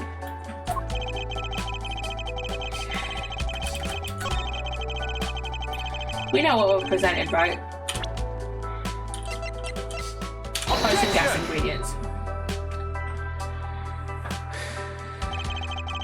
Your deductions are anything but winning, I'm afraid, unless you're looking to win a prize for incoherence. So you agree that I deserve a prize? Yeah, it's stupidity. What you deserve is to be set right. The gas came from within the case containing the sculpture of Pisces. It did, and it was created by the artist guy with the red paint that we know is full of Ubiquium. I'm talking a bit of advice, one prosecutor to another. It also helps to listen carefully to others. The gas is created when Ubiquium is mixed with another substance, asphyxiant. Paint containing a Ubiquium alone wouldn't create any kind of gas at all. It wouldn't? I thought they said that the guy was asphyxiated with Ubiquium. So you tell me all this was based on a mishearing of the forensics report? Oh my god, this guy's an idiot. This guy is such an idiot. The gas had already done its work by the time Mr. Butts found the victim. Perhaps it's your own aptitude you should be worrying about. My aptitude? What does that even mean? You literally used the word 5 minutes ago. It means one's ability or how suited one is to a particular task, Eustace. And attitude. The other word you misused only minutes ago as well is another thing entirely. And what are you doing? You're making fun of me again. How is this guy studying at a law academy? Under Professor Means, not Professor Means, he's not studying under Professor Means. But like, you know, how is he studying at Famous Legal Academy? Like, if he was a defense attorney, Professor Means would have kicked him out of the course immediately. Like, come on. How does a 17-year-old not know the difference between aptitude and attitude? Or at the very least, not know that they're different words. What I am doing is demonstrating that you do not have the aptitude required to heed of this investigation. Before you go any further, you might wish to consider some of the flaws in your own statements. And what flaws might those be? Firstly, that you cannot prove your artist friend did not enter the autumn wing. And secondly, that you cannot prove the red paint did not have something to do with the crime. But the paint isn't important on its own, surely. What's important is the combination of the red ubiquium with the white asphyxiant. How exactly were the two substances introduced to one another? Surely we need to figure that out before anything else. Indeed we do. And that is what Eustace will be investigating next. Or what he would already be investigating had you not been here making needless trouble. We are not here to make trouble. Quite the opposite, in fact. We're here to help. Are you saying you know how the gas was made? I don't believe you. I can certainly point you to a vital clue as to how it was done. He is bluffing, Eustace. Ignore him. It's fine, Gaval. He's clearly lying. Might as well let him talk himself even further into a corner. Is Verity somehow manipulating Eustace? If you are sure. Come on then, show me what you've got. What shows how the gas was created? Probably hair, maybe? Oh yeah, because, like, that's red. And then there's, like, a pink on hair. Pink, and, like, asphyxiant is white. Not pink. Red plus white is pink. Take that! You're saying this somehow shows us how the chemicals were mixed to make the poison gas? That's exactly what I'm saying, yeah. Thank you for noticing. Well, you do say I have a good eye. The red tails Mr. Butt saw, that was the ubiquium. What? Wait a sec. You're saying the statue cried the stuff out? What, so our culprit is some kind of evil spirit? How much time am I going to have to waste taking him through this step by step? The red tails alone would not have been enough to create this gas. They must have mixed with something else inside that case. What? What evidence do you have that's what happened? The evidence is right there in this sketch I just showed you.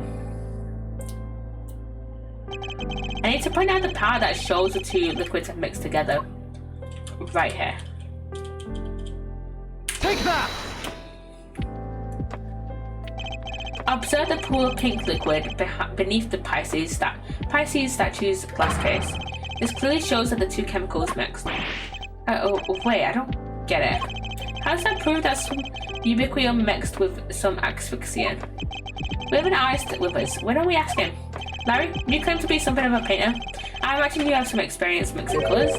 What happens when you mix red with white? Don't you mean like I'm a dum-dum, AJ? I did graduate from junior high, you know. Any idiot knows that red and white mix pink. I mean, there's variations. You got your rose pinks and your baby pinks. That'll be more than enough, thank you. Do you see what I'm getting at now, Mr. Winner? Oh, I think I do. Ubiquium is red, asphyxiant is white. Mix the two together, add in 5 minutes, and you get pink. That's what the pink liquid is. Yeah, very good. We got there in the end. Yes. Interesting. I think you might have convinced them. Mr. Edgeworth, you have raised a possibility, nothing more. We cannot know for sure that this shows the results of the two chemicals having mixed. Besides the sketch you are attempting to enter as, evidence was drawn by a suspect. How can we possibly hope to rely on its veracity? I'm sorry. You are saying we cannot know for sure that this shows the results of the two chemicals having mixed. Chemicals must have mixed though. Hey, I drew everything exactly as I saw it. A true artist never lies or embellishes the truth. That's what a lot of artists do. Forgive me, but I did not ask for your opinion. Okay, yeah, true. Larry, shut the fuck up, please. Oof, she's a cold one, but I like it. Again, you have a girlfriend. You may rest assured.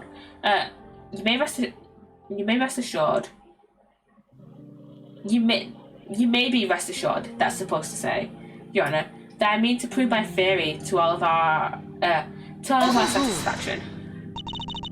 It may not be wise to jeopardize your position any further, Mr. Edgeworth, especially as there is another question to which you have yet to provide a satisfactory answer. How can you prove that this man did not enter the outer wing? Until you were able to, there is little more to discuss. Wait, maybe the victim could help us out with that? Mr. Gusto, he is still unconscious and in critical condition. He is? Oh. Now, if you don't mind, Eustace needs to carry out his own investigation of this area. If you would be so kind as to leave him in peace. What?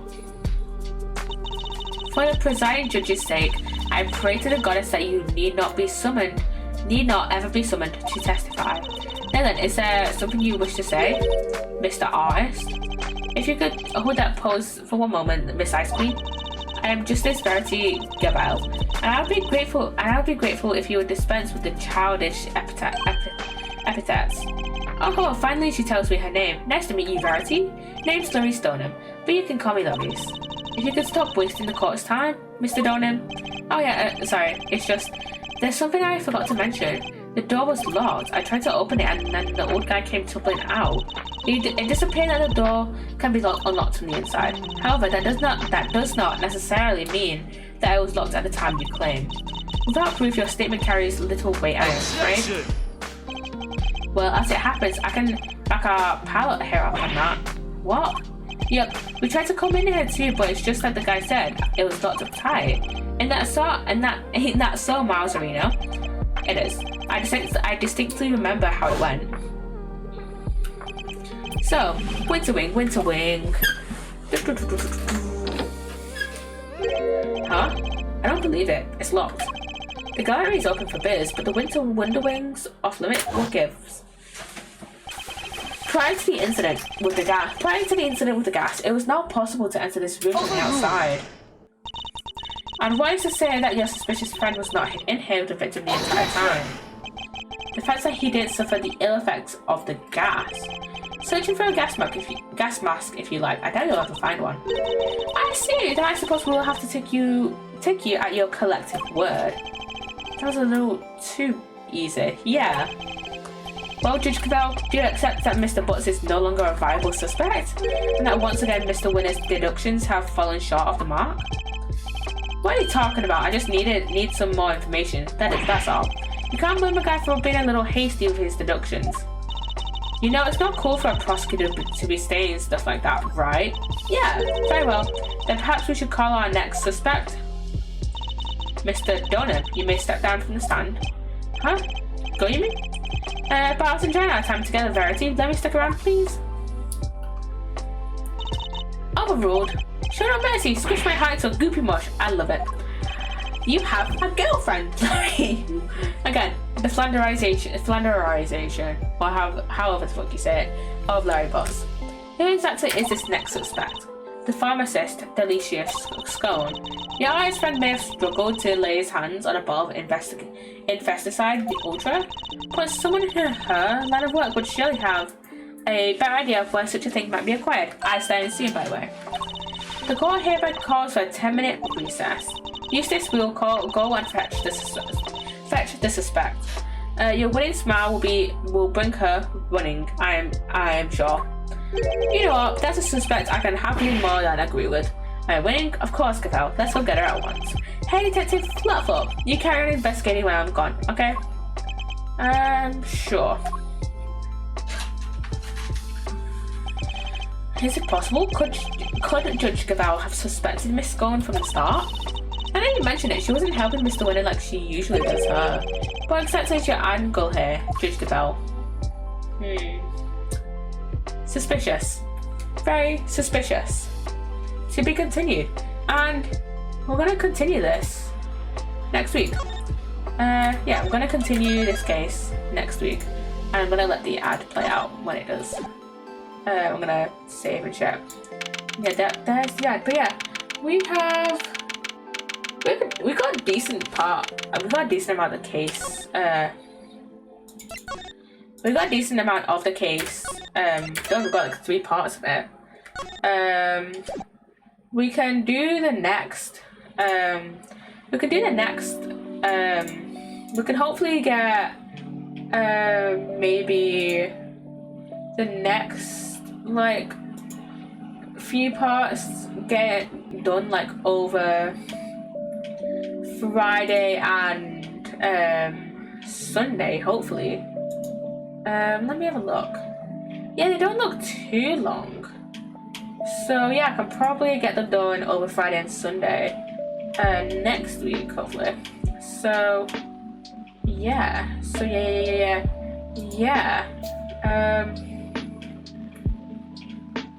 So yeah.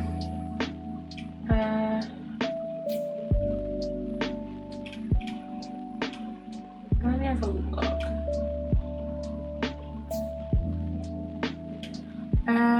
Yeah. We get that done next week, and we're gonna read out when the ad ends. Yeah, that's fully saved, I think.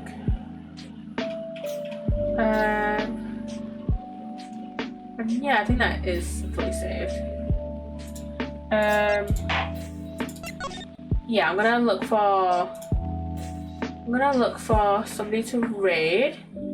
I mean, it looks like I'm gonna be raiding Spanky, but we'll wait until the ad ends before I go and just raid out. So yeah.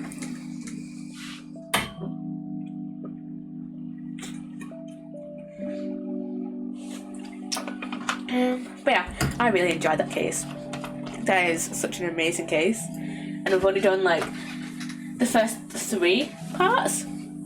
So yeah, I'm gonna try and get it done by next week. If not next week, then definitely week after Friday. So yeah. Yeah. What else do I have to say? I don't know. We're just gonna wait for the ad to end, which is in 20 seconds ish. So yeah. I should wait for Spanky. I should go on Spanky's stream. And he has pre-rolls, so I'm gonna wait for those to end as well. While we're waiting for our ad to end. So yeah. Welcome back from the ad chat. Unfortunately, we're ending stream here. But yeah, I hope you've enjoyed this stream. All my socials are in the commands down below. They're also in the About Me section on Twitch, and if you're watching on YouTube, then they are they're in the description on YouTube. So yeah, if you enjoyed the stream, and I'm gonna type in the raid command for Spanky. Hope you go enjoy his stream. He's playing a bit of Pokemon. Yeah, I shall see you guys then. I shall see you guys next Friday. So yeah, bye guys. Bye. Next Friday at 8:30 PM GMT. So yeah, bye. Hurry up.